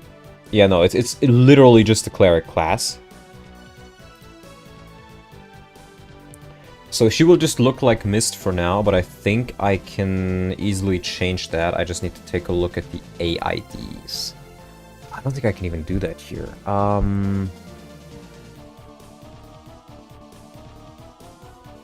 Let me take a look at the character data. I think I can make her look like Alincia. See, the issue is, there's Pegasus 2. This is her animation ID, essentially. This means that, regardless of what class she has, she will look like this when promoted. There is another AID for her civilian model, but I don't think I have it in here in the list easily accessible. Maybe it's somewhere here. Citizen, Citizen F.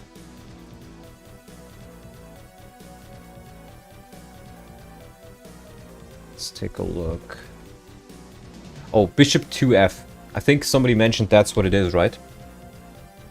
One of them is Orange Dress Alincia. Okay, gotcha. Gotcha.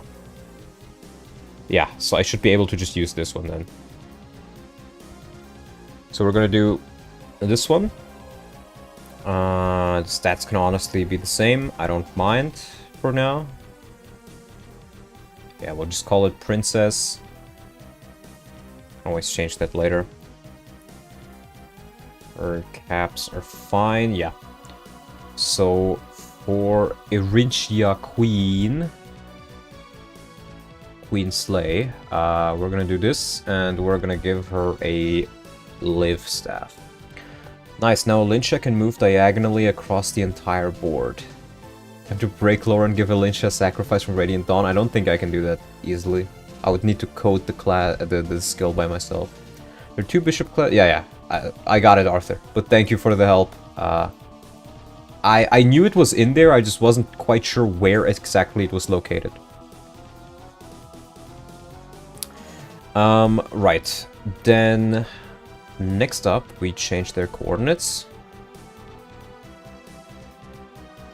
I think I'll put Mia right here. We'll put Lofa... probably like right here. Mist. You'll get 2 healers pretty early on. Now, this is another weird thing I've noticed. This is a thing in Radiant Dawn as well. Probably better show it off if I go up a bit. So, if I have a character right here, the icon shows up just fine. This is just a thing for the map editor for Paragon, for the editing software. If the character is right here, it's fine. If I pull them past this spot, the icon becomes invisible. I'm not quite sure why. It still works just fine. It's just not visible on the map. So you have to think of it being there. But it's also quite annoying.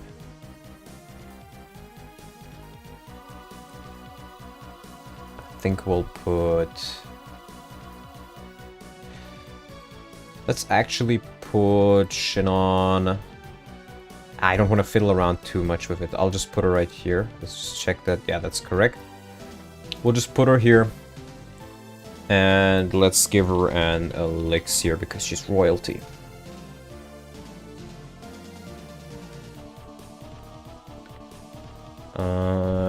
She comes with renewal. Wow. I honestly forgot about that. She is kind of dog shit. Or the class skill on her is kind of dog shit. So we want to think of her stats. Let's take a look at that.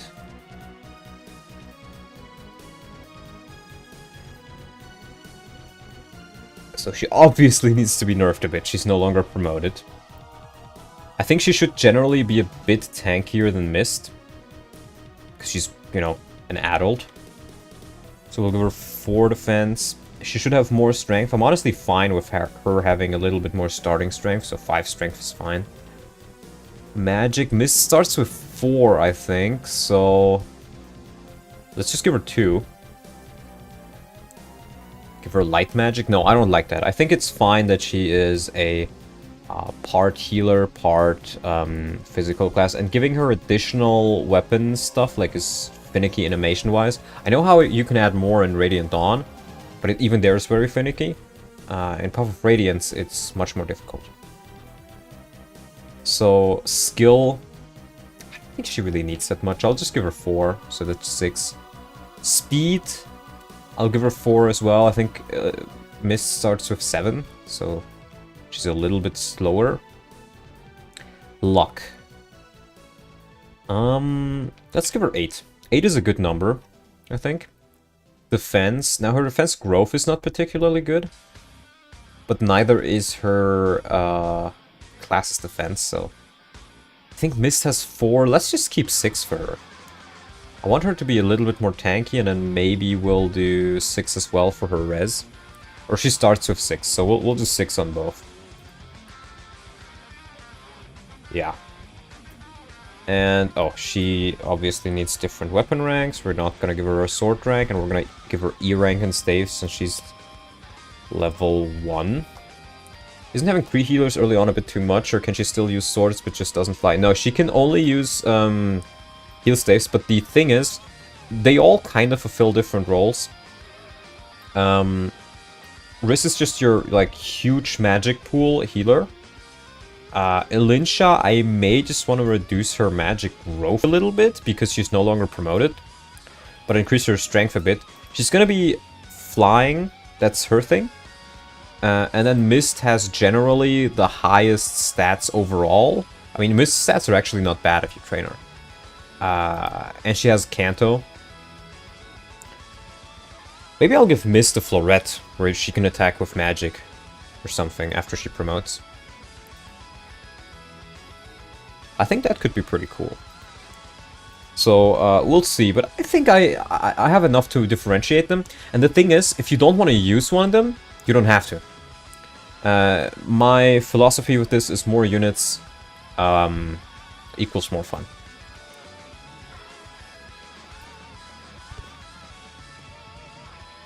Alright.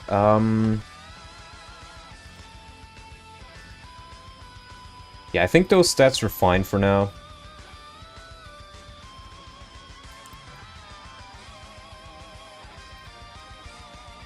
Yeah, let's just save that. Let's see if it works.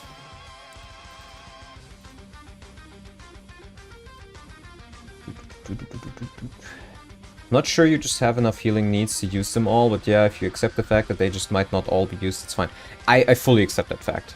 I am designing them in mind with... I mean, the idea is it's supposed to be as Iron Man-able as possible, right? And the way you achieve that is by... yeah, those stats look fine. She's tankier than Mist, but she's a bit slower, and she has a little bit less magic. Perfectly fine in my eyes. I'm not quite sure why Shinon is there, but...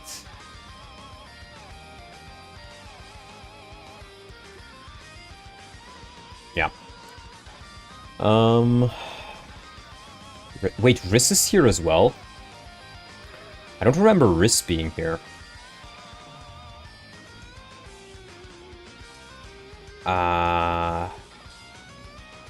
I may just remove Riss from this map then. Riss feels a bit too much. Yeah, I can just say he's there with Oscar and Void. I think one thing I can actually do is I can have it so that... so Oscar and Void are not here for a while, right? Is this... his name is fucking Kilroy? Yes, it is. I can make it so that after you return to Oscar and Void, they get 99 XP, so they effectively get a free level. Because I can't really give them like a free... I can't give them free experience out of nowhere is the issue. Now, why is Shinon there? I need to set his position to be here. You know what? I think I'm actually gonna call it a day here. I'm a bit tired, and I think my mother is back as well. So I want to spend some time with the family as well. I'm still a little bit tired from the Prague trip as well. So I can definitely tell you guys I won't have time for a stream tomorrow. I may have time for a stream on Friday. But if that doesn't happen, then maybe on the weekend. I don't want to make any promises, and I want to get back into streaming slowly after the break.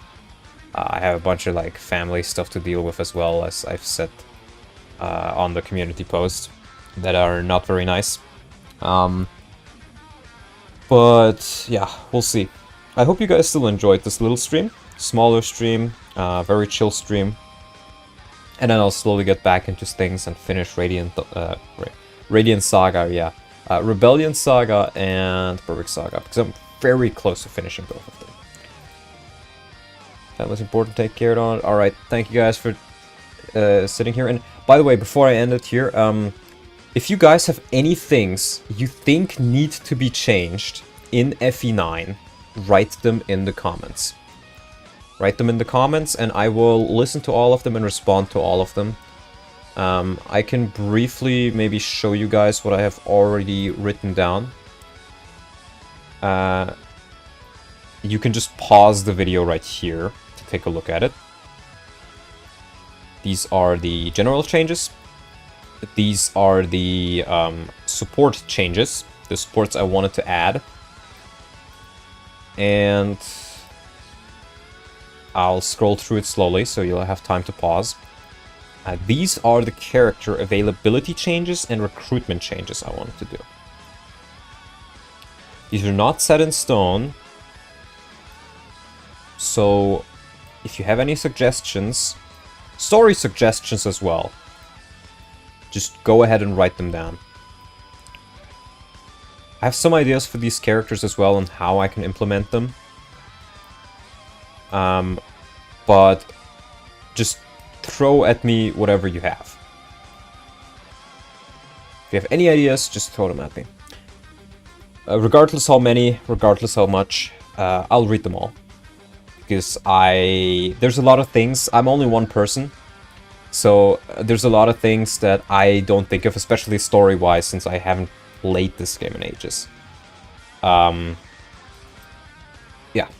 Okay, that being said, I want to wish you guys a nice day, and I'll see you guys next time.